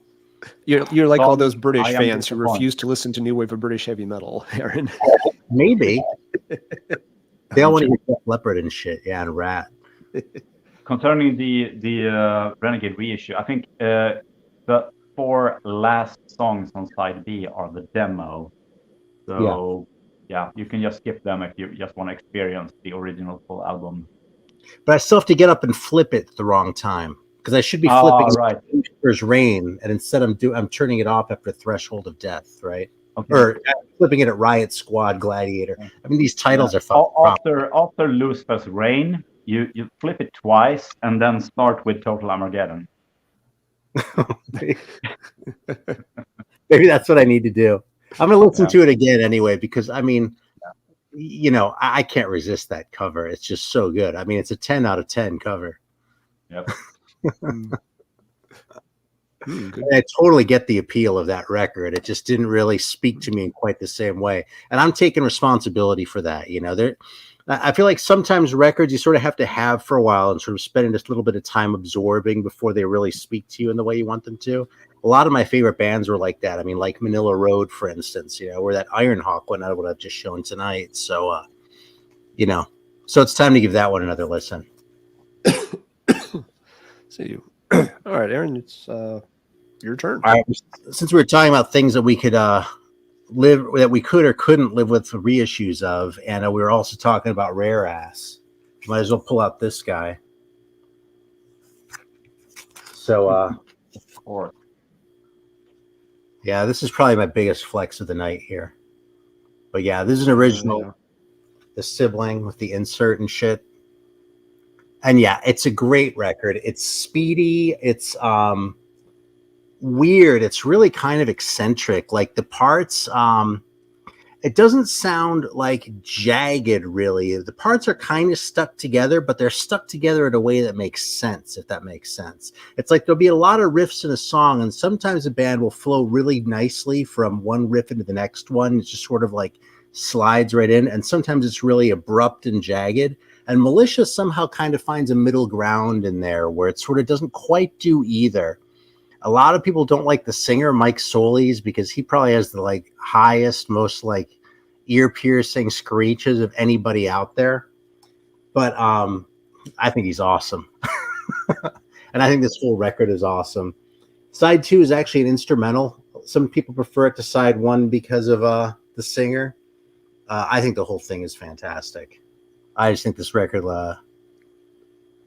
I mean, its reputation is so out there that to say that to talk about whether or not something lives up to its reputation, I kind of wonder if that even makes sense with a record like this. But I absolutely love it. And I'm glad there are reissues of it out there because, yeah, this is kind of you know. Yeah, that one's impossible. That's Aaron's being humble, but what he's holding there is a several $1,000 record when it shows up for sale. It is one of the highest dollar independent pressed American metal things out there. I don't know if there's one that would top it in terms of price. It would be, you'd have to dig a long way to find something that would be more expensive and hard to get. But yeah, it's a cool one. I like his vocals, but they are very, very high, and they are a turn off for some folks. Dan, what do you think? This record is why I don't talk about grails very often, because there's only one holy grail. Mm-hmm. Yeah, and that's probably it for American metal. That is probably the one. If someone else can think of another one, by all means, shout it out. But I'm drawing a blank right now. Yeah. One thing I got to say is funny. So that was part of why that one's so sought after, is because it was 100 run. Most of these were 500 runs, the really rare ones, but that was 100 run. It's well known to have been 100 run. What I think is funny is when you go on Discogs and someone put in there limited to 100 copies. It's like, it wasn't limited. That was what they had the money for. It wasn't a fucking limitation. You know what I mean? It wasn't they were trying to make a collector's item. It was they were fucking broke. Yeah, this wasn't some Bandcamp FOMO kind of thing. We're only making 100 copies to make sure it sells out in 17 minutes. It's kind of like, we've been digging through the couch cushions for quarters and stale French fries for a month to get this thing pressed. Right. If I get enough tips from delivering pizzas tonight, yep, we can do 100 run. Exactly. Dan, what do you think of the Militia? I mean, it's as archetypical as old US metal gets, I guess. I mean, it's high vocal, it's technical, it's epic. I mean, it's US power metal, and yeah, I mean, it is a great EP. I mean, there are plenty of even better ones musically, I guess, but no, never had it. A friend of mine here in Stockholm, shout out to Patrick, has it and let me scan the sleeve and insert for the Corroseum. It was nice. So yeah, High Roller did a 2 LP set of the EP and the demos many years ago. Might still be available. I think there are some recent reissues of the demos separately as well. I actually have the 7-inch bootleg version, if you know about that one. Yeah, I had that first actually. Like 15 years ago or something like that. And it is a bit weird because it's some sort of like tape residue on it, where there's like an other band playing in the background in the fade out of some of the songs. And I'm to this day trying to figure out what kind of band it is, just so I can add it on the spot on Discogs. So, and also outro by blah blah blah. No, but no, I have the 7-inch bootleg and the show, but it's cool. I guess the only comparable thing as far as rarity of prices go would be something like Paradox, maybe. Yeah, I don't think even Paradox would cost you as much as a Militia, as insane as that is to say. This is musically better. Yeah, so. Yeah, the Paradox seems to come up and up for sale an awful lot for what people are asking for it. You know what I mean? The Militia never comes up for sale. No, Militia you just don't see. And the Militia is a good example, going back to the question Erik asked earlier about originals. Militia is a perfect example where I am fine just having a reissue. I don't even put Militia on my want list. It's not going to show up. And if it does show up, I'm not trading my car for a record. So there's no point in me pretending I'm going to, buy that. If I find it, in a Goodwill box for 50 cents one day, good for me. But, that's the pipe dream kind of thing. I'm never going to buy that in a normal, record collector venue. It's completely out of my orbit. So I'm quite okay with the reissue of it. But yeah, it is super cool. You've got that, Aaron. It's always fun to get a chance to look at that one when you pull it out. All right, I guess that means it is my turn. So I want to do a new wave of British heavy metal one. This is we all know the story. Band does singles incredible. Band disappeared. Everybody wanted more. Unfortunately, this one did get a reissue with some extra tracks later on. It's the Marquis de Sade. The single is Somewhere Up in the Mountains with Black Angel on the backside. Yeah, pretty nice logo. Kind of a black and silver picture sleeve instead of the normal black and white for a lot of new wave of British heavy metal. They have a pretty unique sound. Yeah. There's a little bit of like, a 70s spacey, slightly trippy vibe, especially to Somewhere Up in the Mountains. But but it works quite well. And Black Angel is a little more straightforward, a little heavier maybe, but both tracks are quite cool. The single is one of those really unknown ones for a long time. Yeah, it started to get some exposure through the bootleg series of compilations that were done in the 90s. That's where I found out about it. Yeah, most folks heard about it there for the first time, and then folks, when Malcolm McMillan's New Wave of British Heavy Metal Encyclopedia came out, folks heard a little bit more about it. It was on this little label called Expose Records, which I don't know of anything else put out on Expose. There we go. And it actually came with a insert photo of the band, so you get this as well. The goofy thing with this insert is that it's on this funny, basically like it's actually very stiff. I'm just holding it between two fingers there. It's like a cardboard, kind of like a thin cardboard stock, rather than just paper. It's not just a cheap photocopy or anything. There's actually the silver. I don't know if I can get the light to play on it quite right, but this is actually got silver ink on it with the heavier stock. Very frameable. It kind of is, yeah. And the single is a real pain to find. You will find copies from time to time without the picture sleeve or the insert. You can find just the kind of quote unquote naked single, and even that usually will cost over $100, but they do turn up. Ones with the picture sleeve and the insert don't turn up very often at all. But fortunately, the material's been reissued, and the demo material they did that's usually included with the reissues is actually quite good too. I really like some of the stuff among the demo tracks. So this is a case where, having the reissue, they actually had more good songs they never got another vinyl appearance. But I know High Roller, this was an early one High Roller did, but it was the original time they repressed it was with another label, and the deal got kind of gummed up. But then it got another reissue later on with everything worked out, so there were no issues with that one. So you can definitely check out Marty de Sade, one of the unsung new wave of British heavy metal bands. They're very much one of those bands when people hear them, they're like, wow, how did this band not get more attention back in the day? It's just, you have so many bands out there, and some of them make it through, some of them don't, and there's not always a lot of justice in terms of who makes it big and who doesn't. Marty de Sade didn't, but their stuff has been made available for reissue, thankfully. What do you guys think of this one? That's one of my favorite ones ever from the whole scene. And I actually just got my hands on a copy within the last 6 months or so too, actually. And I don't have the sleeve with it.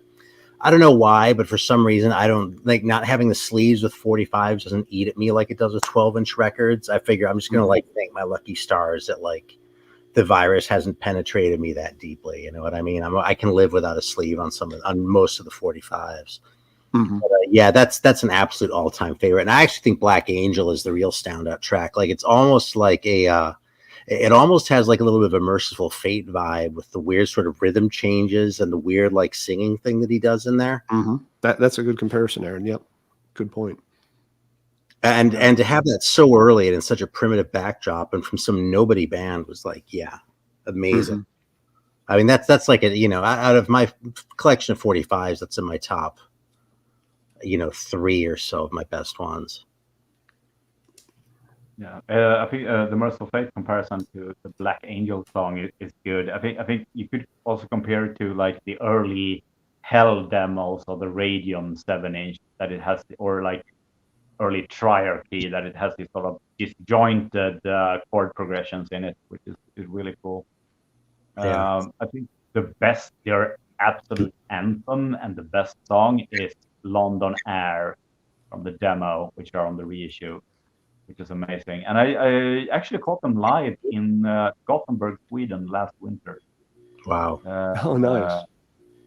And I think they in Europe didn't play Keep It True as well. They toured, did some touring in Europe actually, and they did a great show. And everyone was singing along to Somewhere Up in the Mountains, and they were great live. But it's really cool 7-inch. Don't own it. I have the old what's Hades Paradise. We did the first reissue of it with the ugly full colors. Yeah, Joe Pink label. I have that one.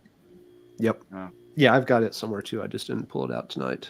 But yeah, and this is one, I would not have my copy of it except for meeting people through the Corroseum website. I got this one in a trade / purchase, kind of a mixed thing years ago with one of the collectors over there. So if you didn't already have several good reasons to go check out the course, they've got a forum, a lot of very nice collectors and stuff, and people sometimes have extra copies of some pretty rare stuff that they're willing to trade and such. So yet another reason to go check out Dan's website as soon as you get a chance. With that one, I leaned into the thought process. I just kind of thought I saw one come up for sale and it was very expensive. I just sold some shit, so it was sitting there in my PayPal account.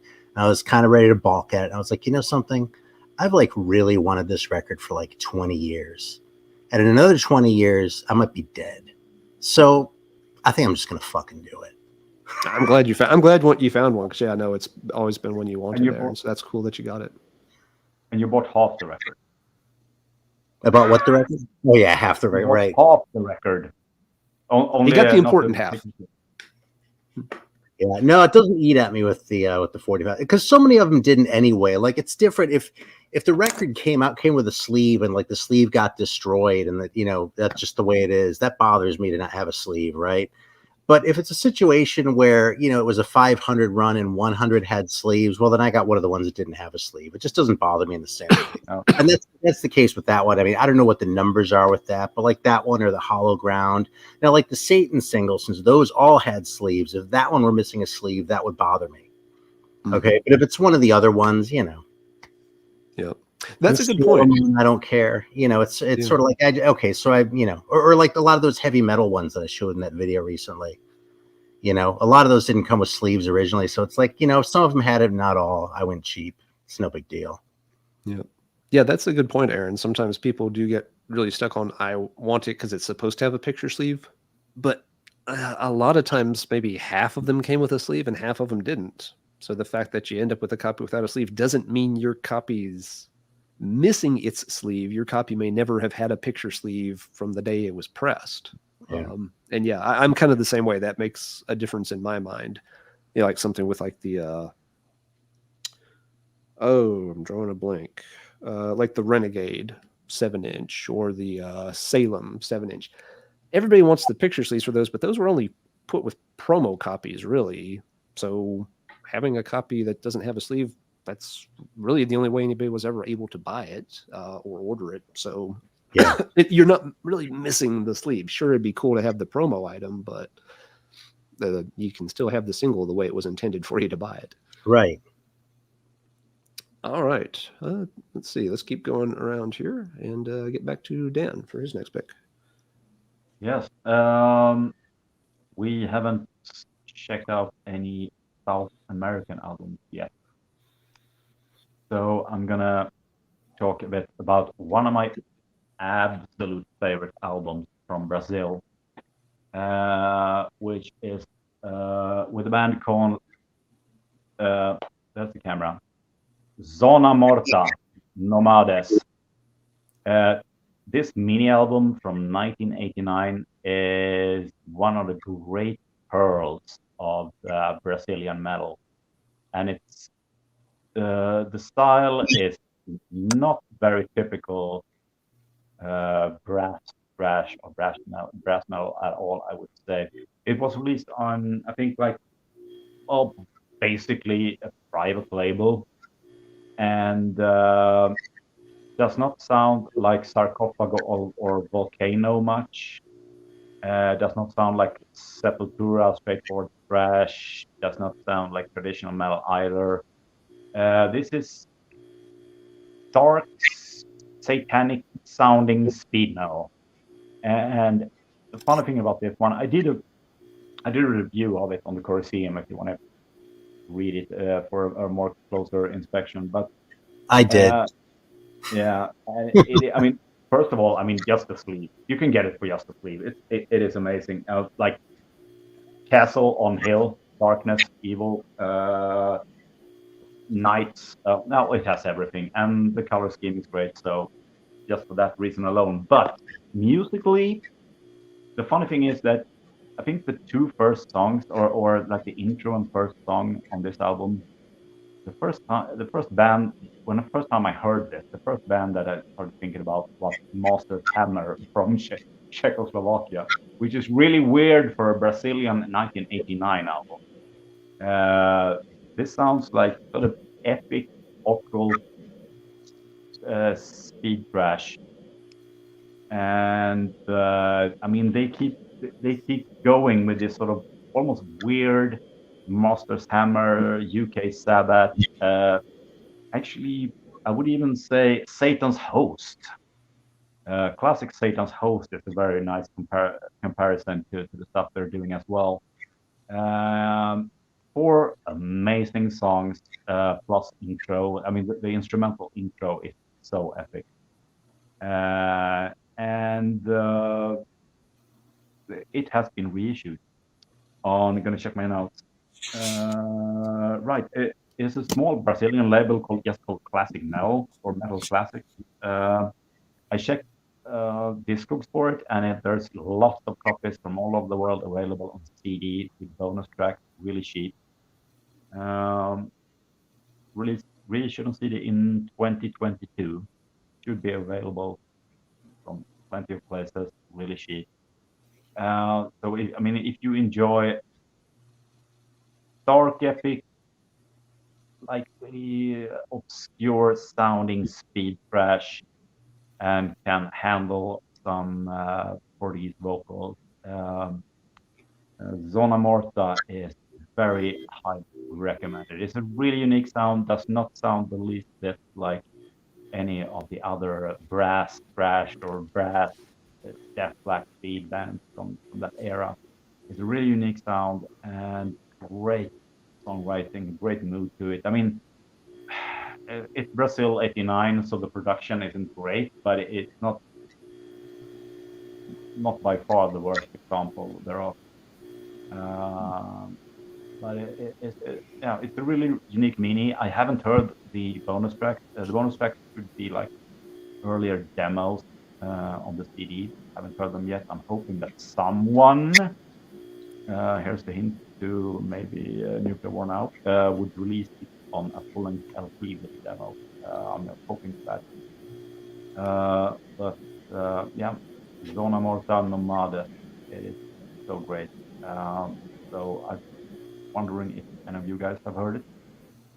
I have not. I'm not very good on the South American scene. I've been reading the United Forces book that Marcelo wrote and came out on Bazillion Points. So kind of starting to learn a lot more about that. But no, I don't know that one at all. Sounds really interesting, though.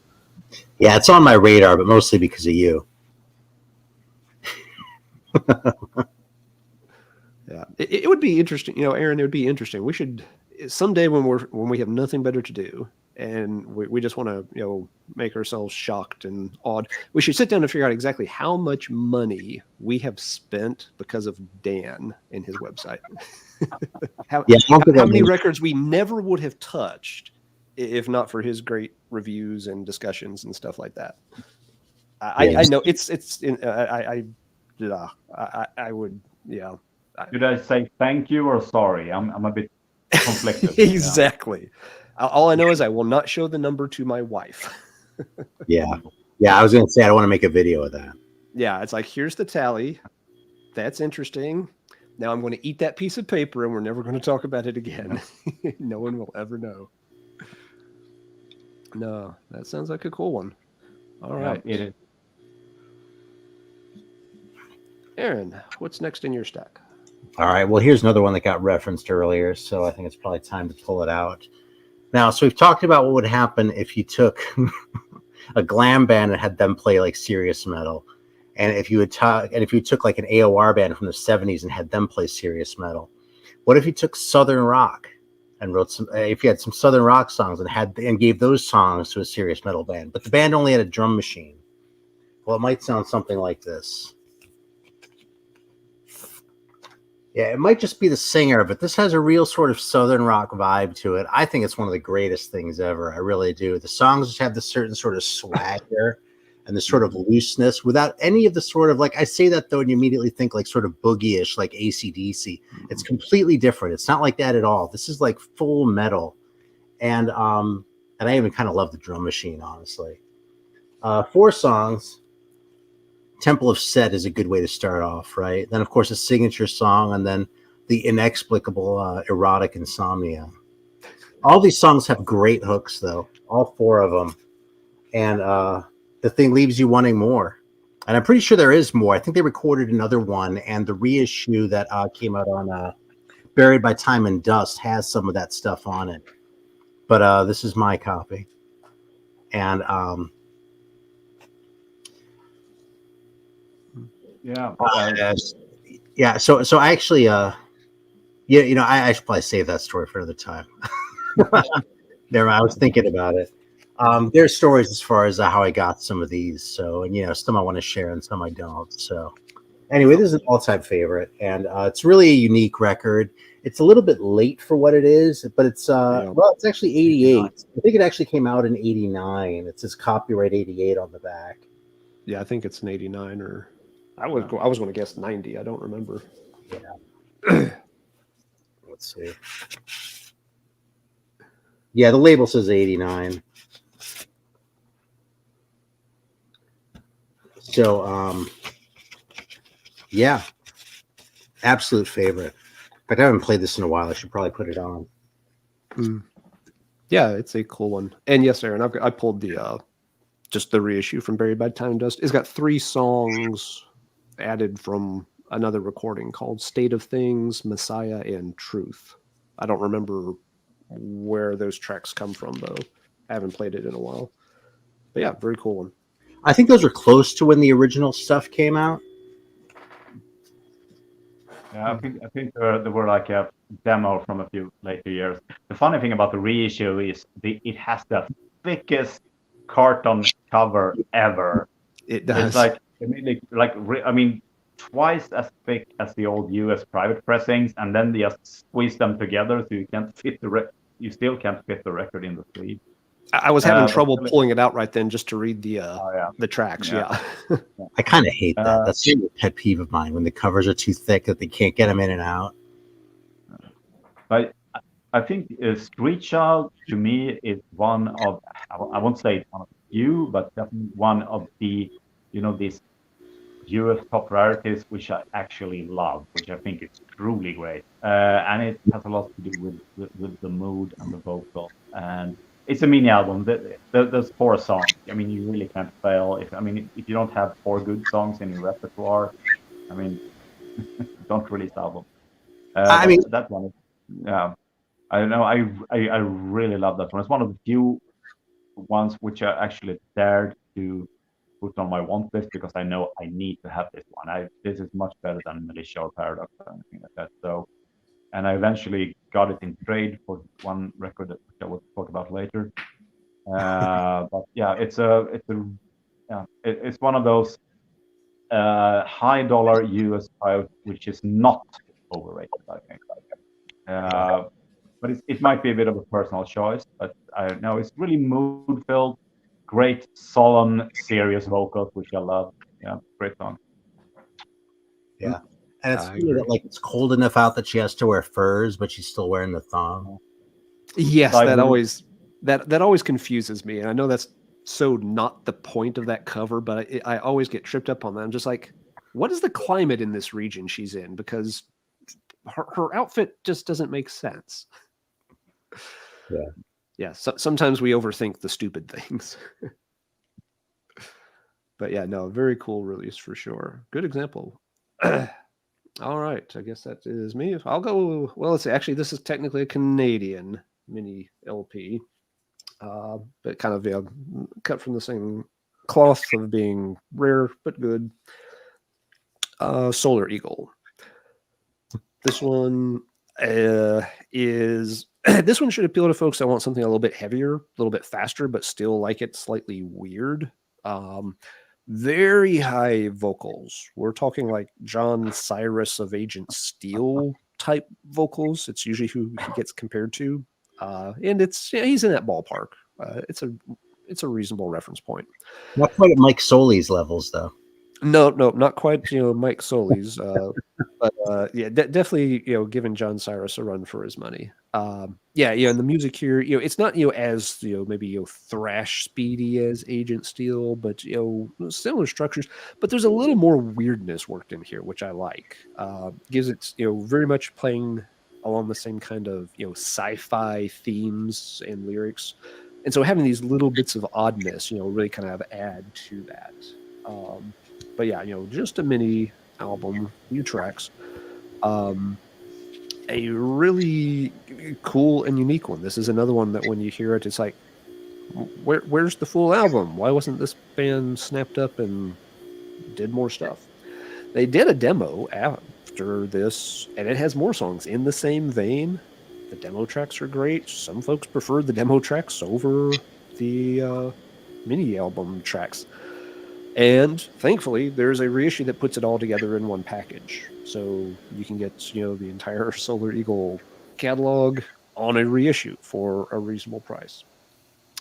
Other notes on this one. This is a good example where sometimes these rare records do come down in price over time. If you were looking for this 15, 20 years ago, this was one of those records that on occasion would get up there around the $1,000 mark. Not consistently, but some copies did push that. But then somewhere in the mid-20 teens, one of the band members, unearthed some copies and sold them. I think it was at a London record show, or maybe in a European record show. So all of a sudden, there was a kind of a surplus of copies out there, and copies had always shown up. As rarities went, this was one that would appear maybe at least once a year. So rare, but not militia or Iron Cross rare. But once those surplus copies turned up, that really brought the price of the originals back down some. It's also been bootlegged on vinyl. So if you are looking for an original, do be mindful. Check the labels, check the inside of the sleeve and stuff like that. Because someone did bootleg it like in probably around 2010, maybe 2009. So if you want the bootleg, that's fine. Just make sure you're paying a fair price and it's a bootleg. The original still will sell, probably still bring you a couple $100. So it's not like they're cheap to get even now. But yeah, by all means, you can get the reissue, get the great bonus tracks they did. If you like that kind of faster sci-fi, high wailing vocals, if all these adjectives appeal to you, then this is going to be a band to check out for sure. And I know Aaron and I think both have had funny instances of this album. This is one that showed up there's a picture of it in Martin Popoff's old heavy metal price guide that he put out probably like in the late 90s. And it was the first time I'd ever seen the record, and he has it tagged in there for $75, which even at the time, I don't think there was anybody who was going to be able to buy that for $75. But yeah, you still can see it pictured there, kind of a little bit of a time capsule if you have that book. So what do y'all think of Solar Eagle? All-time favorite. I have the ultra rare yellow version. Yeah. Oh, very nice. Yes. No, but that's the reissue with the demo, the full length version. Musically, it's really great. The vocals are infamous.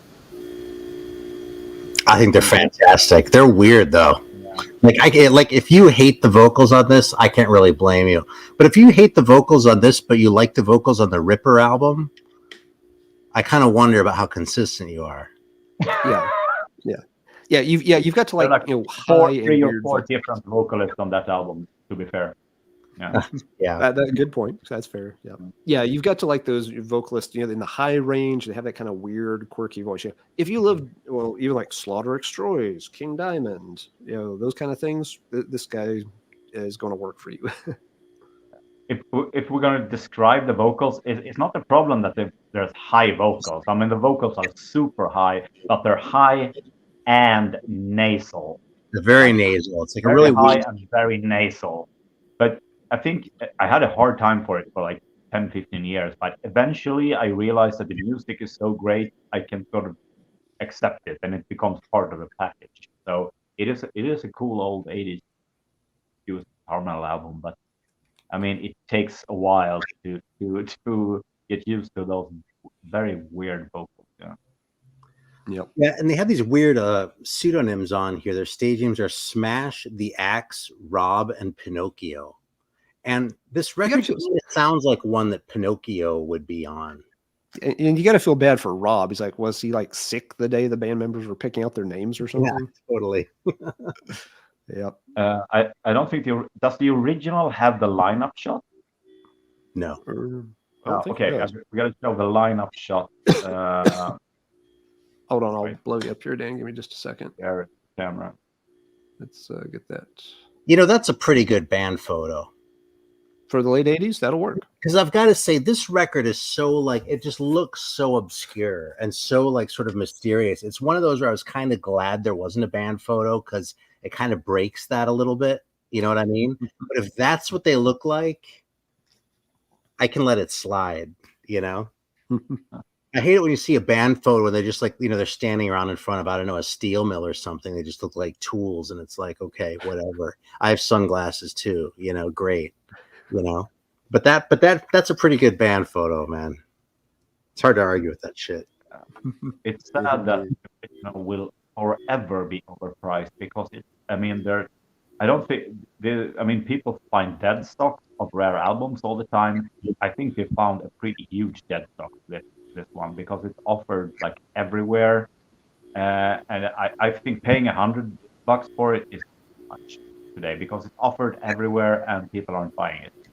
So I'm thinking, well, if it turns up for $50, I can get the original maybe, but I know it's the dead stock must have been huge because there's so many dealers opting for it and still trying to sell it for like 200, 150. But I mean, no, the original. It would be very hard to say what you should pay for it, but definitely at the most $100, not more, because there's so much. Yeah. I paid too much for it, but I wanted it that bad at the time, so you know, I didn't pay too much for the Excel record. I got that when it was at the low point. So you win some, you lose some. You very much do, yeah. You know, like I bought my Solar Eagle a long time ago. I didn't pay any $1,000 for it. Don't get me wrong. I didn't pay $1,000 for it, but I paid too much for it. But yeah, I paid more than what it sells for now. But yeah, that is going to happen when you collect stuff, and it's one reason. Just personally, I've always made it a point to try to just buy and collect the records I enjoy musically. I'm not buying these things as investments. They're not part of my stock portfolio. I'm not hoping to flip them and retire at age 55. I bought the Solar Eagle because I love the music on the Solar Eagle. And so the fact that it's now worth less than what I paid for it, it doesn't really bother me because I still love the music on it anyway, and I've enjoyed owning it all these years. It's worth less now. Okay, I'm not really looking to sell it anyway. I'm just happy to have it. And when I'm flipping through my shit and I pass that one, does it still make me smile? It sure does. Yeah, exactly. Now, like on the other hand, yes, if I had bought it back then, thinking like, oh well, with a 3.3% investment yield over a 5-year time frame, maybe I can afford that fancy sports car, to compensate for the size of my penis when I had my middle life crisis. Yeah, then I'd be all pissed off and sour about it. Like, goddamn stupid record, not worth as much now. You've messed up. I'm supposed to have a ski vacation in Tahoe thanks to you motherfuckers. I don't care about that shit. I have only collected the records I like, so that if they go up, that's cool. If the price stays the same, that's cool. Yeah. If the price goes down, that's cool. I'm not buying them to make money or to retire on. I'm buying them because I like the music. But that's just me. Other people collect for different reasons. It's just more fun to talk about the ones you found for nothing. Oh yeah, those are always going to make the best stories for sure. Absolutely. And with that, let's see which one Dan wants to talk about next. Dan, how are you holding up, Alan? Actually, it's been 2 hours now. You seem to be doing just fine, but I'm pushing a lot of fluids. I'm doing okay. We'll get I think we can get another solid 30 minutes or more out of me before I run out of gas. So All right. we'll get at least 2 or 3 more passes through. Just want to make sure it wasn't all acting. I'm thank you for checking, but I'm doing as well as I can. Yeah, I think it's time to do rooting for the home team some and do a Swedish one. This was a mini album that was practically unknown to the collector world until like maybe 10 years ago, something like that. Where a friend of mine saw it on a Swedish auction site, Tradera, and asked me, "Hey, do you know this band?"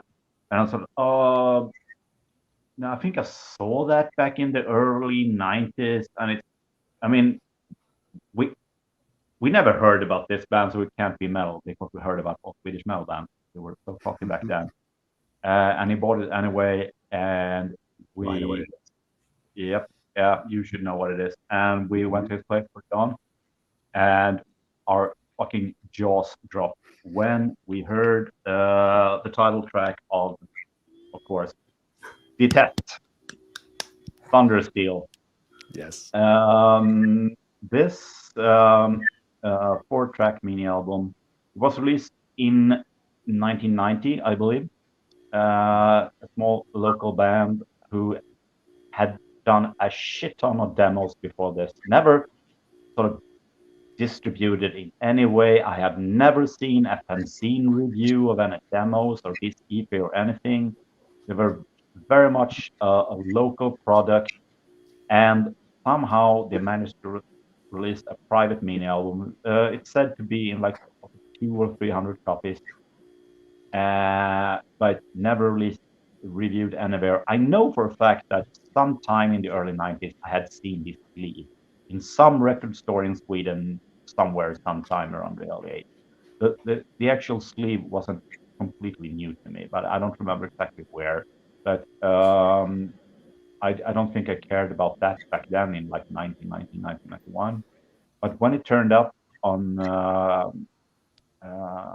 Tradera all those years ago, I mean, I was skeptical. I mean, it is a really cool sleeve, but I mean, you've been disappointed before, and when things turn up that which you've never heard, you're always skeptical. But it so happens that this mini is, at least as far as 2 songs go, bloody amazing.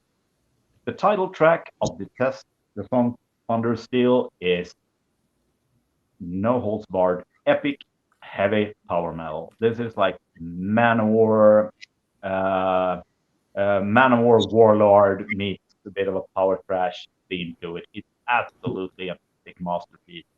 The second song, Chains of Hell, could be like a Manowar song from like Hail to England or Into Glory Ride.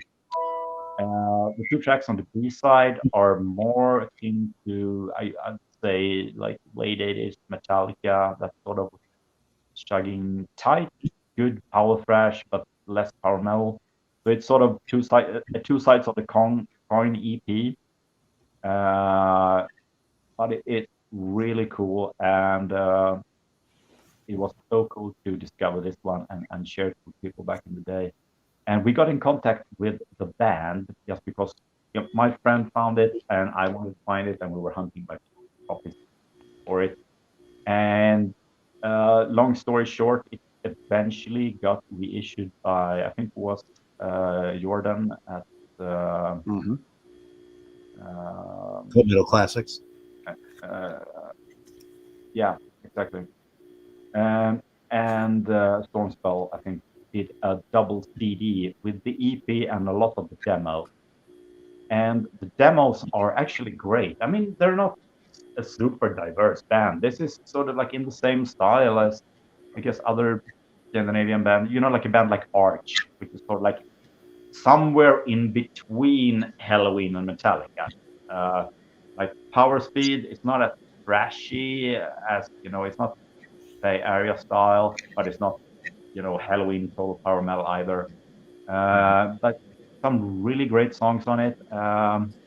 And I think, they managed to release a double CD, and it still didn't cover all of the demo material Wow. they had in their legacy. and from so much material, there's so many great tracks to be found in this band. And I mean, to this day, the EP is still one of the greatest Swedish top rarities. Copies have turned up. There are others, even more rare Swedish 12 inches, but none of them are as good as the test. So, but still, you don't have to hunt down the original because CD. I think the LP version, was a cult metal classic. So that's a 10-song version with lots of really fucking great bonus tracks on it as well. Yeah. I think this reissue might be is officially out of print, but you can still get it for like 20, 30 euros per buck, maybe 40, and it's still well worth getting if you can find it. Otherwise, you have the double CD as well to hunt down. But it's an interesting band. We had some short contact with the vocalist. Was it Micke Där or Jocke Där? Micke Där, as well. He did want 100 kroner for sending me this CDR, which we always laughed about. It was a very fun story. Sorry, Micke, for not sending you the 100 kroner for the CDR. I hope it all paid off in the end.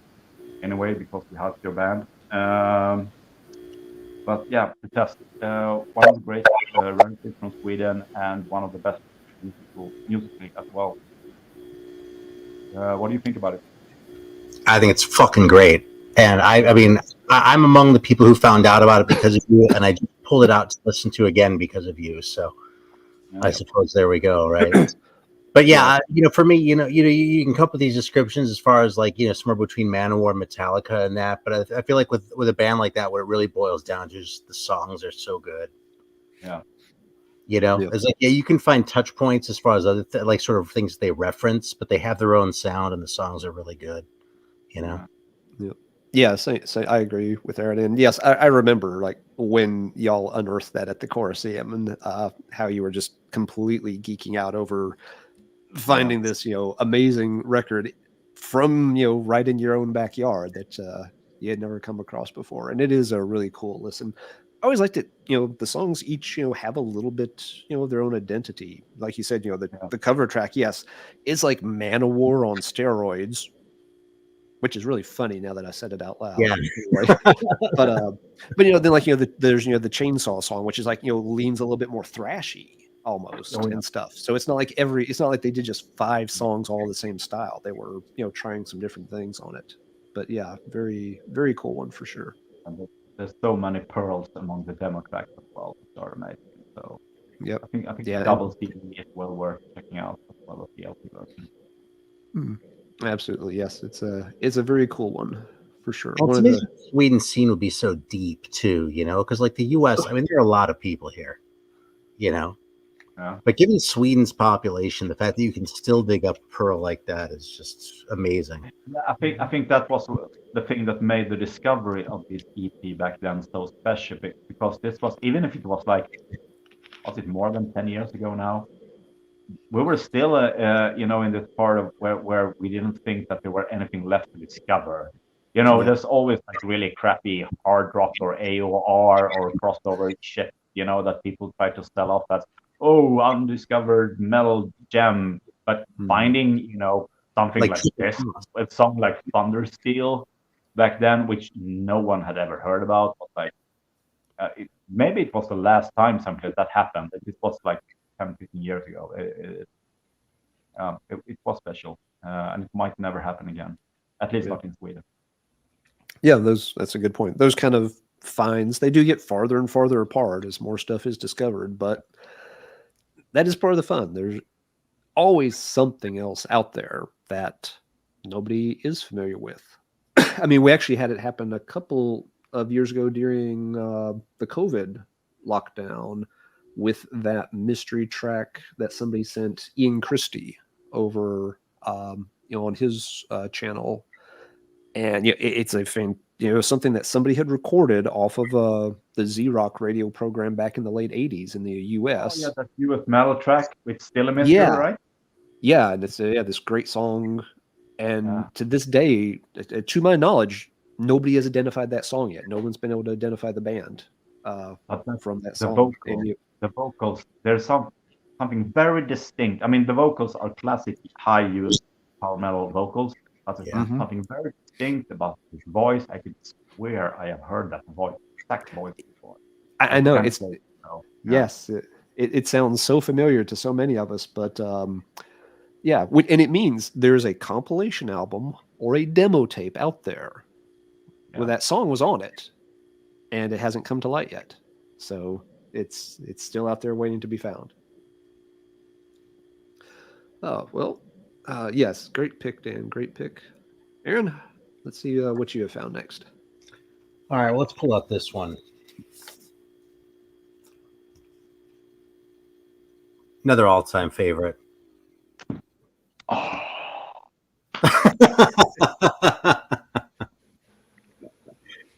Like it's almost like the missing link between Black Sabbath and Witchfinder generally, but it's super, it has a real sort of amateurish sound. Like the singer is like technically not great, but he fits perfectly. But these guys rock, but they have a really sort of dark kind of doomy sound, it kind of lives up to that Graveyard on the back cover, But there's something about these guys somehow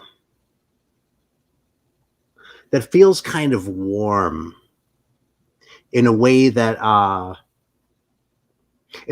to put my finger on, you know what I mean? Because with this kind of music, with the whole Graveyard thing and the whole doomy thing, I expect a certain amount of coldness in that.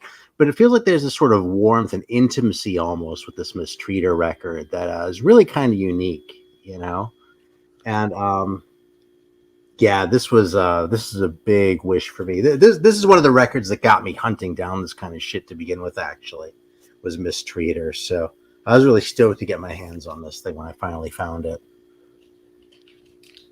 I've had this for a long time now. So, and yeah, these guys were from I don't know if it was Cleveland proper, but somewhere in northern Ohio. So maybe that makes up for the fact that I don't really feel in Destructor quite so much. But yeah. It's one of the bands that reminds you that there are a lot of people living in Ohio. Oh, Dan, what do you think of Mistreater? Oh, I love that album. That it's one of those albums that was for a couple of years my number one want. Yeah. And like maybe 10 plus years ago, I was at a record show in Solna in Stockholm, and this prog guy had it on his wall, and I fucking dropped my jaw. What? A Swedish like prog 70s dealer has this icon on the wall, and it was like, I think it was like an equal of $220 for it, still sealed. And I'm like, 200, no. But I eventually got it from him for that, and I was so happy. I mean, I think the first time I heard it, the reason I hunted this album was because of their track on the Cleveland heavy metal album, on the compilation album on Orban Records. Yep. Because the track, that Mistreater track on I still think it's the best track in that compilation. I think it's bloody awesome. I was hunting this album. I got it on MP3s from some forum, and it's, I mean, I've been a diehard fan of Pentagram since the early 90s, so this was like, for me, the shit. And I was so happy to find it, and it's still to this day one of my favorite really standout early US proto metal albums.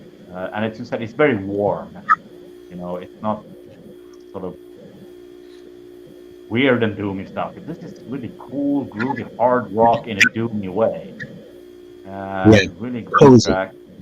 Yeah, it's really cozy. And actually, the 7-inch with predated the album, which is actually easier to find than the LP. I was going to ask if you had an easier time finding that than the album, because I found that one, the 45, pretty quickly, but it took me a few years to turn up the album too. Yeah, I found it in Sweden, in a Swedish record store, the 70s. It has a great B-side as well. I think, what is it, Baby Blue? Baby Blue, yeah. And the title track as well. And yeah, it's one of my big faves, one of my great, when I finally got it moments when I bought from this guy. This guy actually was this prog dude who had a record store in Stockholm, where he sort of discovered that there are collectors in Stockholm who collect rare metal. So he started digging out stuff, like really rare new average metal 7-inches. This is the same guy who I bought the Legend from the Fjords album from. That long story, which I told in the last stream.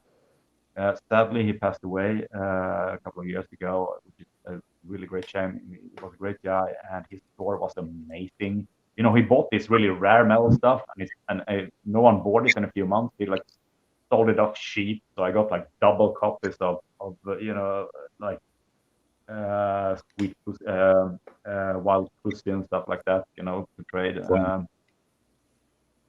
No, it's one of the great pure gem stores back in the day, and I think it sort of started off with him discovering that the few late 70s, early 80s stuff you can actually sell to people on a record show, and that was one of the first one which he offered. So yeah, big fave album, big thing to finally get it. Yeah, they've always had kind of a unique sound, and they did a couple of singles under the name Scarum before they switched to Mistreater. I've always liked the Scarum singles. I think both of those are pretty good, but and even those are easier to find than the Mistreater album, I think. Yeah. And there's a second Mistreater album as well, which isn't bad, but it's not as slow and heavy. You can sort of tell it's the same band, but it's more straightforward hard rock, and the songwriting isn't that special, or it never touches on this doomy pentagrammic stuff in the same way. It's like 86, isn't it? Yeah, it's several years later, and I feel like the lineup had done some weird change-ups by then. Still, kind of an interesting album, but yeah, it's definitely, you can tell things are different by then. Yeah, I never sought that thing out because I never heard anything particularly good about it. I mean, everything I heard was that it was good, but it was so clearly overshadowed by this one that this one's perfect. I kind of was afraid I'd fuck it up if I dug into that one. So I've never checked out Swami, believe it or not. No need to. Yep, it's not horrible, but yeah, it's definitely not. If you hear it wanting something close to that one, yeah, then it's going to be a letdown. Yeah. Very cool one, Aaron. All right, I'll stick with another new wave of British heavy metal one. Album by a band called Widow. Except the band's not called Widow, even though the only word on the title of the cover is widow. So thereby hangs a tale. This album remained unknown for a long time, even when Malk's New Wave of British Heavy Metal Encyclopedia came out. He has an entry about this album under the band name Widow, and the entry is relatively short. And he flat out says, he's like, I don't know anything about this. I find no references to the band in anything I've researched. I don't remember them being mentioned at all. And he talks about the album a little bit and kind of leaves it. And it's literally one of the entries where he's just kind of like, anybody got any information about this? Because I'm coming up with very little. Then several years later, it got reissued. And I think Shadow Kingdom, maybe they did it with High Roller. Not sure on the relationship there. But it got reissued through Shadow Kingdom in the US, and it turns out the band's name was Ritual, and the album is titled Widow. Apparently what happened is that, yes, when they went to press it up on this, Legends record label, They somehow, they say the graphic, it was supposed to say ritual right up here in this top left corner. And that just kind of got left off. The way the story goes is that they made 2,000 copies, and the logo was left off of the first 1,500. And so that then, I guess the last batch of 500, they added the logo. I'm sick and full of cold medicine, so I'm just going to say this flat out. I think that story's bullshit. Yeah, I don't believe there are 2,000 copies of that record. I do not believe for an instant there are 2,000 copies of this album, and I have never seen an original copy that has the logo in the corner. I've watched auctions and listings for over a decade now. I've done Google image searches from time to time. Every copy I come across, every image I come across on Google that has the logo up here, when you check it closely, it's the reissue. Right. Now, the Shadow Kingdom reissue originally had a different cover. It's a nice image, but it's not this image. It bothered me to get rid of it in my recent sale. I upgraded one with that cover. It's still a reissue, but it has that cover, and it does have the thing on there too. Right. Yes, you can get the reissues that have this cover on it now for sure. So yeah, I do not believe there were any original copies with the band's name on the cover, and I don't think there were anywhere near 2,000 copies pressed up. So getting past that, this project, the main guy behind the band is named Gypsy Rebeth, very good guitar player. He was interviewed by Tim at Shadow Kingdom with the reissue, so there's like a very long interview in the liner notes on it. A lot of the stuff that Rebeth says in that interview is questionable. It very much, you don't have to read between the lines very hard to think this guy is stretching the truth, or he's saying some stuff to just kind of, hype the mystique around the band is the way it comes across.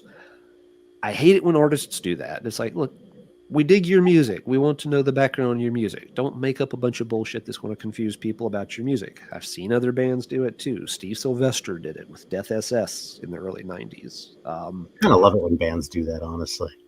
Yeah, as somebody who's... It's just some guy. Tell me a bunch of lies. I don't give a shit. Yeah, it irks me. It does. It's the scientist in you, man. No, it very much is. You're exactly right. I'm used to dealing, with things, and it's like, it's not a fact, not any of this, well, you're passing it off as a fact, but you're just pulling it out of your ass. And now I've got to go through and debug it to, prove that you're just making shit up. It's the academic. Yeah, it very much is. Guilty as charged. So yeah, anyway, they made this album. I think this comes out around 83. A very cool album. It's relatively quiet album. It's kind of atmospheric, kind of moody, lots of longer guitar parts. I really like Gypsy Rebeth's guitar style. He has lots of space in his playing, creates really good atmospheres. I like the songs on it. It's not a thrasher. It's not a headbanger. It's not catchy or poppy. It doesn't have hits on it that you're meant to chant along to or anything. It's a very different type of album. Folks that get into it, though, really, really do like it.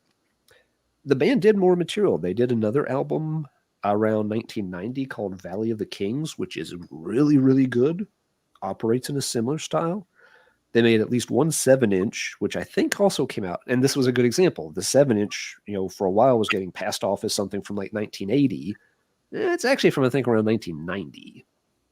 And the tracks on the 7-inch are incredible. But, he referenced like, that they had all these other like cassette recordings from back in the 70s and stuff, and that, oh, well, nobody's heard them because they only got released in South Africa or something. It's just like, no, horse shit, come on. But regardless, it's a very cool album. It's different. It's it really kind of stands out in new wave of British heavy metal, because most bands were trying to, do the Judas Priest thing, the Thin Lizzy thing. They were wanting to get more energetic or faster or more powerful sounding. This album's got a more laid back vibe to it, but not like hard rock boring. Just like, yeah, very cool kind of, atmospheric's the best word I can come up with for it. Reissues, yeah, as we've mentioned, been reissued a few times, widely available. A very good listen if you like, cool guitar work. The originals, yeah, are a pain in the butt to find. If anybody has an original and has a logo on it, by all means, please send me a picture of it. Prove me wrong. I'd love to see one if it exists. I've been looking for it long enough at this point that you get to a point where you just have to say, I'm sorry, that doesn't exist. And I've looked for it long enough that I got to say, it's not out there. Yeah, and just, the very fact that Malk and nobody else helping Malk on that book even knew the name of the band tells me that there were not 2,000 copies floating around England in 1983. Just that doesn't add up. But what do you guys think of Ritual's very mysterious Widow album? I just pulled it up today again because I haven't fully gotten my head around that record yet. I mean, in my head, like if the new wave of British heavy metal is the Manila Road catalog, then that record and maybe the Warrior record too are like Mark of the Beast, the Mark of the Beast double. Mm-hmm. It just sort of has the sound that's kind of different from everything else, sort of subdued in a way, but there's still a lot going on there. But just like that one took me a few listens to really come to appreciate. Mm-hmm. I think I might not have gotten there yet with this one. But I do like the Warrior record a lot, so I should probably put the time into Ritual. Yeah, I kind of like that comparison. Yeah, it does it is Mark of the Beast. Yeah, I kind of like that analogy. Dan, what are your thoughts? Yeah, I think it's a really great mood-filled record. I wouldn't compare. I mean, the Warrior record is more like 70s hard rock compared to I think the Widow album. I mean, the Widow album has its 70s streak, but it's for those who might have heard the band Omega and the album The Prophet, or the Apocalypse stuff, same band, different name. This is sort of like in the same genre, or maybe even stuff like Pagan Altar. They're not as explicitly doomy. This is still like really mood-filled. I did run and pick out just to show the first reissue version of this. Yep. It was sort of a co-op between High Roller and Shadow Kingdom. So this is the Widow / Ritual album, and we also did the CD Valley of the Kings. On these are the first versions of this album, or reissues of this album as well. Yep. But I think High Roller made recently the Widow album with the original sleeve, right? Yeah. Yeah, that's what I said. That's what I sort of missed your beginning album because I had to go to the little boys' room. But that's okay. Just the thing about were they really called Ritual or Widow? Because I think that's another issue of this mass bullshit. Because there is nothing indicating on this. Because I've seen the original album. A friend of mine in Stockholm has it or had it. There's nothing indicating that this would. The band name would be Ritual and the title would be Widow. This is I think this is sort of like an after creation from the book. I wonder, that's a pretty good one. If they're like in the course of making up bullshit, they make up a band name for themselves. It's pretty bold. Yeah, I like that kind of stuff. I think it sort of goes with building a legend. And I remember a really early web page about the band. I think he even described it as having released albums, like full albums between, like 2 albums between the first Widow album and Valley of the Kings, like full. Oh, and then we released this album, and then this album. Of course, they don't exist, so were never released anyway. So there was a very early Widow / Ritual webpage.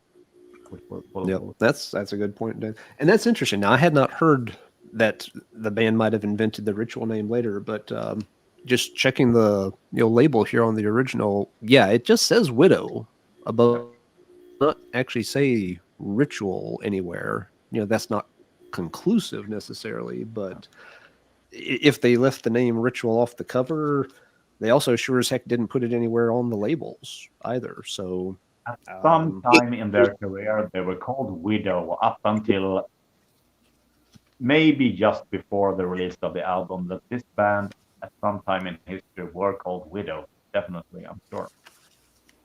Yeah, and there's very little info on the back cover. It's pretty basic. You got the track lists, personnel, and just a few notes. Rebeth's got the copyrights to it. at the bottom. But yeah, that's there is not much to this Legend Records, whatever that was. But yeah, last comment I'll make too for anybody that really does like Gypsy Rubeth's guitar playing. There's a couple of I guess they're like CD EPs that he did, and probably sometime in the early 90s. I think they're post Valley of the Kings, that have like, 2 or 3 songs each. And I think he was sending them out to radio stations and such as promo things in the UK. They also are very good. I mean, he wrote some gorgeous music, and is a very, very gifted guitar player. I mention it because I've noticed somebody here over the past month or two has had copies of one of them up on eBay for around $25. It's called In Dreams of You. Again, it's a CD. It's like 3 tracks, so there's not a ton of music, but it is very, very good. I've had that one for a long time. There's a second one that I don't have that I've been looking for ages. It's got a different cover insert. I don't think I have even the full track list of that one anywhere, but yeah, he did release a handful of songs on some CDs during the 90s, but yeah, never seemed to really go anywhere. But this stuff has not been reissued. Or no, to my knowledge, none of those other tracks have ever been put out on a collection anywhere. See, all right, let's do one more pass through, and that'll put us close to the 3-hour mark, and then it'll be time for this sick little monkey, who's actually sick tonight, to go turn into a pumpkin. So, Dan, what's the last one you would like to show for the evening? If this is the last one, just give me a second. I gotta see, because I had one lined up, but I gotta see if there's anything that's a bit more. Okay, sorry. And yeah, to those in the chat, sorry that we may cut it a little bit short tonight. I'm running on cough medicine and Coke at this point, but thank you all for watching tonight, and a big thanks to Aaron and Dan for showing all kinds of cool stuff tonight. Oh, it's been a lot of fun, man. I'm glad we didn't just pull all the same shit. I was half expecting we're all just going to have like. I pulled a couple of the ones you've shown, Aaron, in particular. I did have pulled, but it's cool because yeah, I had others to show in case that happened.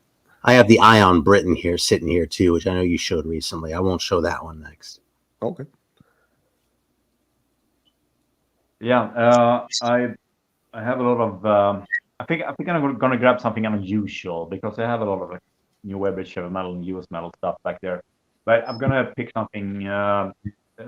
Another one of those albums which probably no one has ever talked about on a YouTube stream before, which is a band from Finland called Santa Lucia.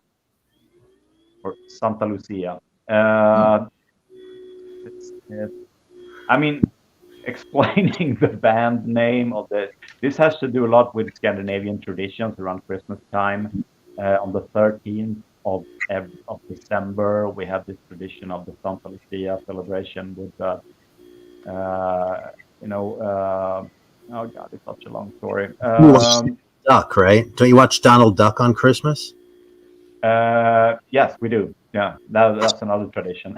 This is a slightly older one of these girls dressing up in white sheets and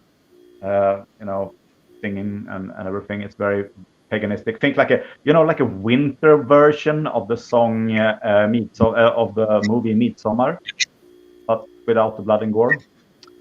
No, but anyway, this was a Finnish speed metal band, an all-girl speed thrash band from I think it's like 1990. And these girls started out in the second part of the 80s, I think. They released a bunch of 7-inches, which was sort of crossover between punk and metal.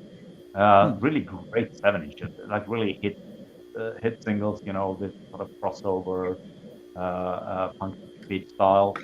And then they finished off with this amazing Archista Hysteria full-length album in, I think it's 1990 or something like that. Well, anyway, it is a really great, underrated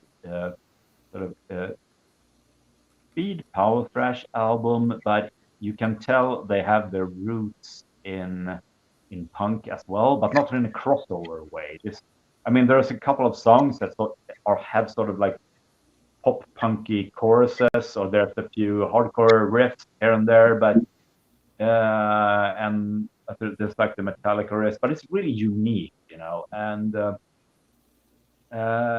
great tracks. There's some absolutely epic moments on this album, and I really fucking love the album. The logo is great. These girls with these like glowing blue eyes on the front, and you would never.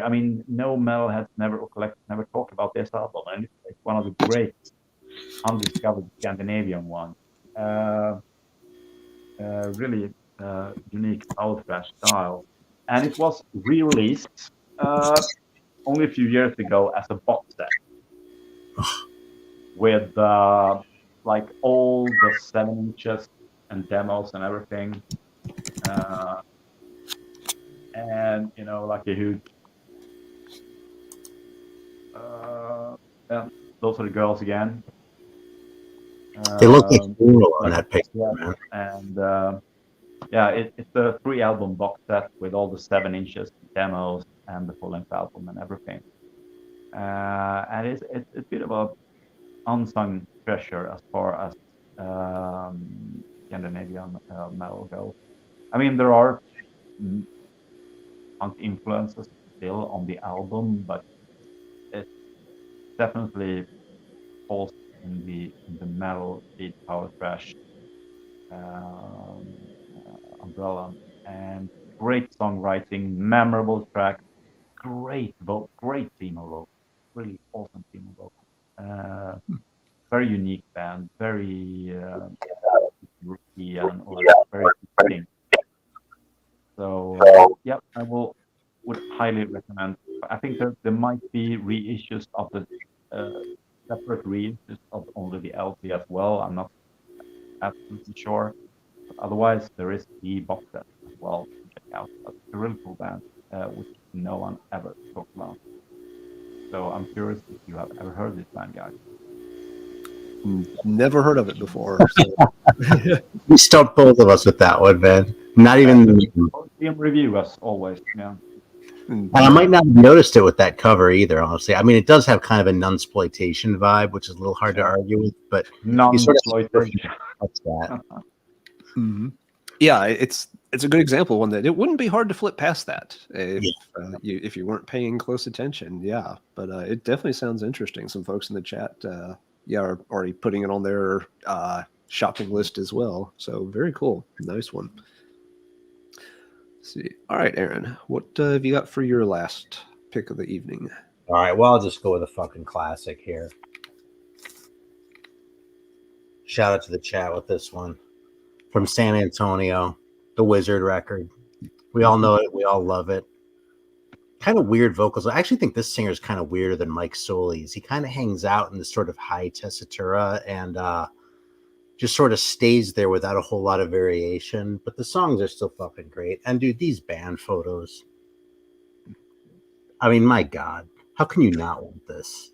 That right there is worth the price of the album, And of course, there's the castle that's a dick, Great record. Total classic, super heavy. Originated in San Antonio, the heavy metal capital of Texas, and they spelled capital wrong. This just has it all, It even has the thick cover.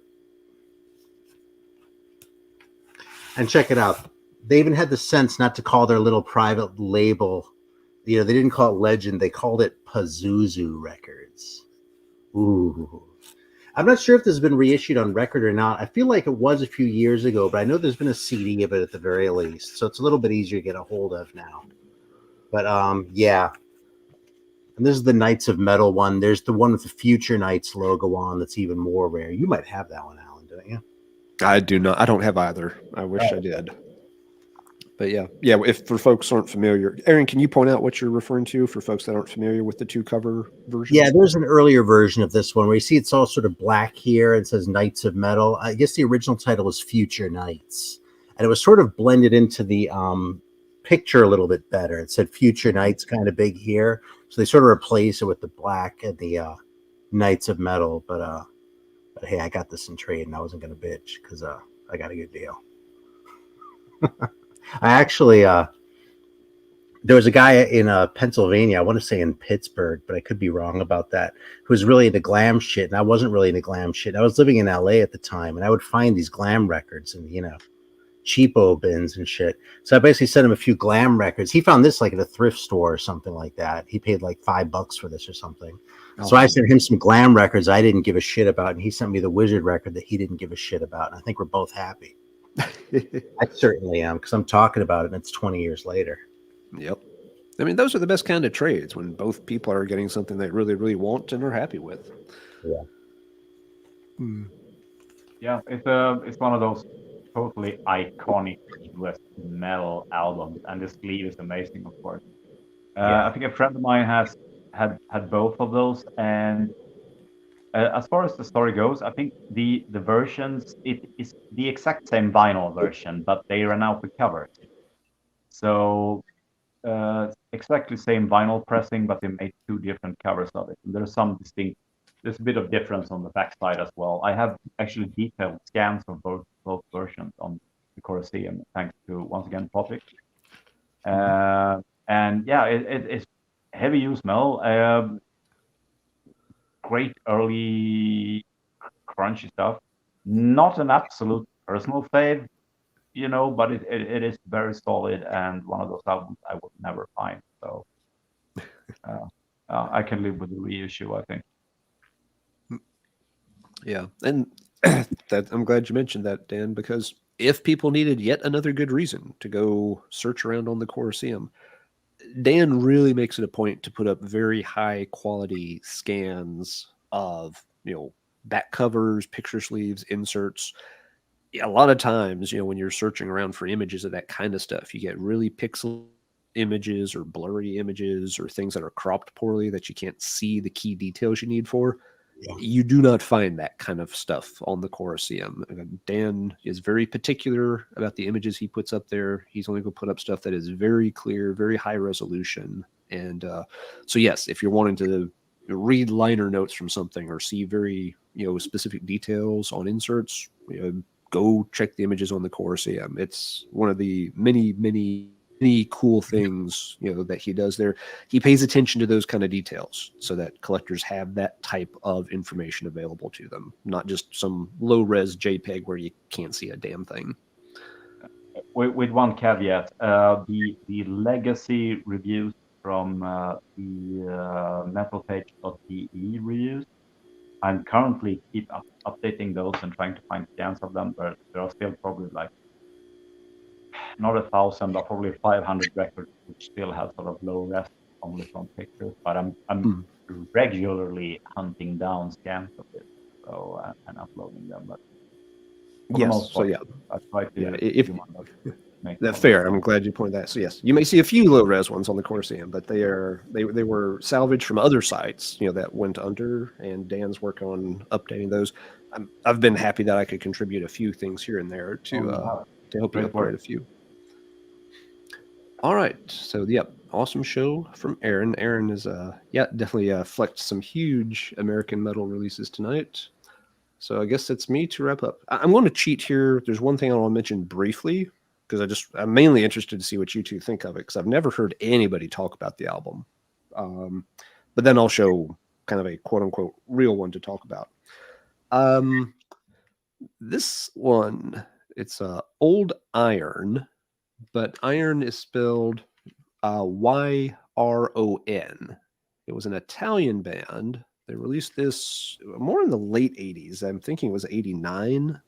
And it got a reissue on Shadow Kingdom in the early 2000s.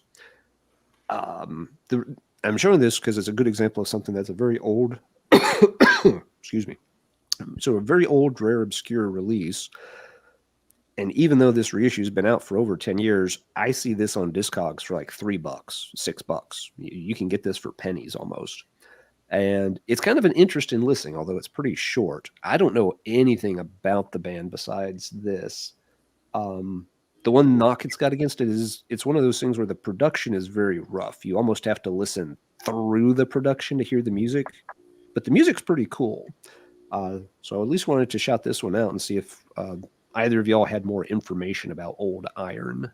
It's on my wish list because of Dan. So he might have a few words to say about it. I've sampled it a little bit, but I haven't like dug into it, you know. I think I remember that this was discovered in the very early 2000s. Like I think it was over at the Metal page, the Metal Treasure site. That was, I mean, it was totally unknown until the early 2000s, and someone found it. It was also like the same with the test that this ultra obscure jam, and it's it's a really cool album. I would say it's sort of like a lo-fi version of Adramelch. You know, it has sort of like the Iron Maiden stuff in it, but it's production-wise like lo-fi. It's not perfect. It's like a demo, but it's a really good metal demo. I was very lucky to actually have this well-known Stockholm record dealer had a trip to Italy like 10, 15 years ago, came back with an amazing Italian metal collection. I bought shitloads of stuff, and this one for $35. Oh, nice. And then I bought other stuff for like overpriced stuff, so we cleaned out. But yeah, I was really lucky to find it. It used to be like this 500, 600, 700 plus dollar super rarity. I've seen copies turning out nowadays, so I mean it's not that expensive. I guess it's more like maybe $300 album. Yeah, I've been seeing it more like in the $300 range the last couple of times it showed up, so it has come down.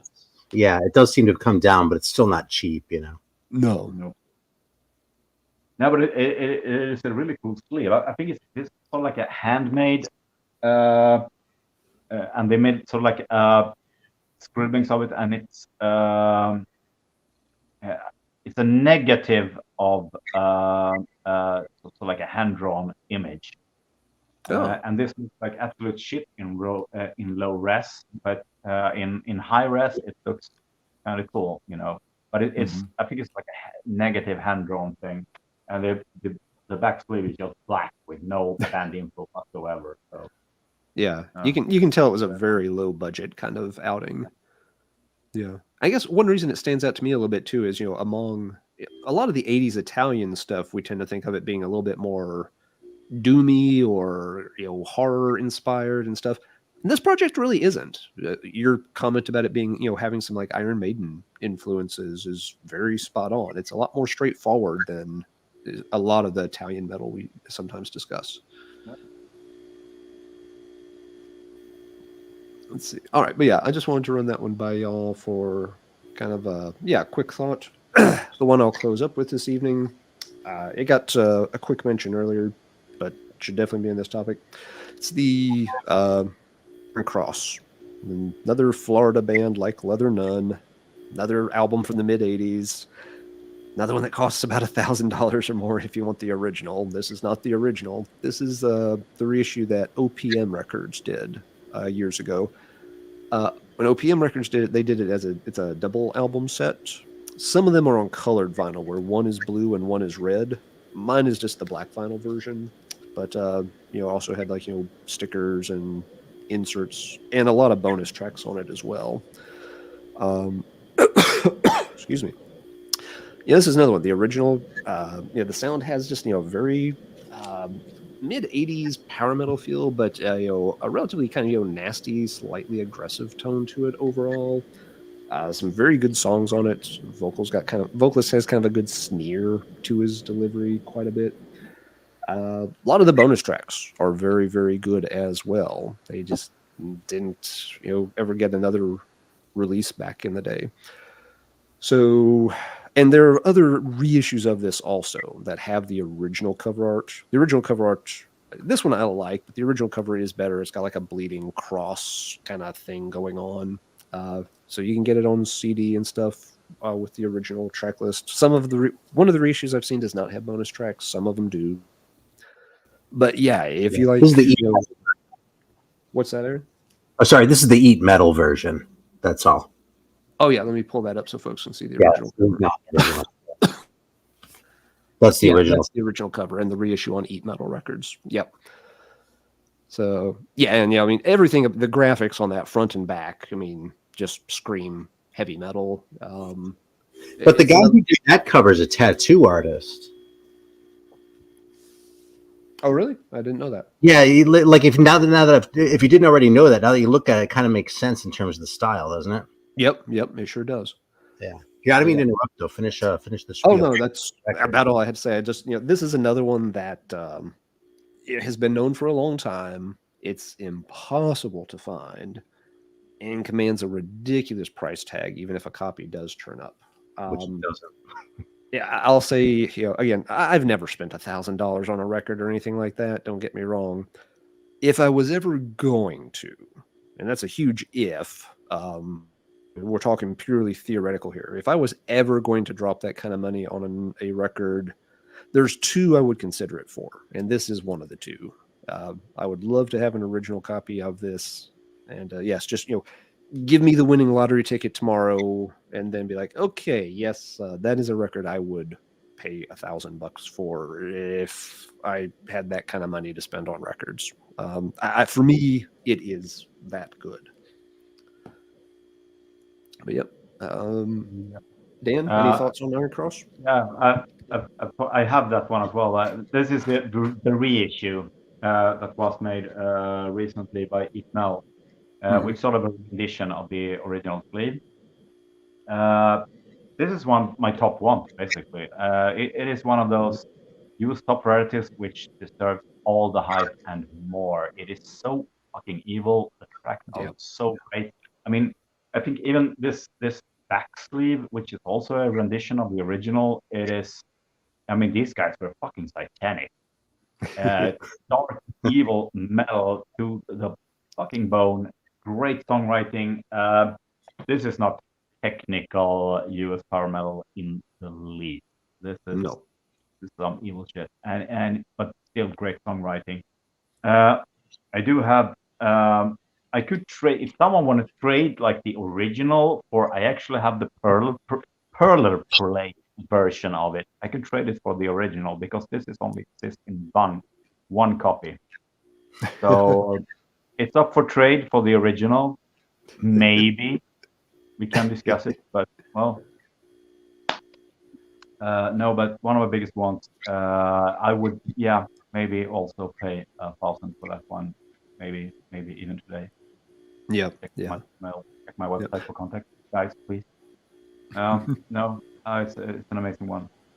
Yeah. Now there's I don't know which band it is, so I'm hoping one of you two remember the story, because it was either Leather Nun or Iron Cross. I remember, and it was probably on the Corroseum years ago. Somebody was talking about the history of their album, and they mentioned that one reason the album was relatively scarce is that the band was involved in a car crash between shows, and they felt like some of the stock copies the band had for sale got destroyed in that wreck.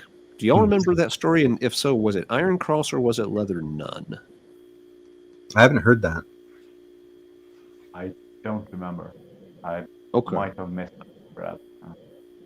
Okay. Yeah. It's been it's been 15 years since I heard that, or probably more than that by now. But that kind of thing can happen. Copies can get accidentally destroyed while in storage or in transit, or things like that.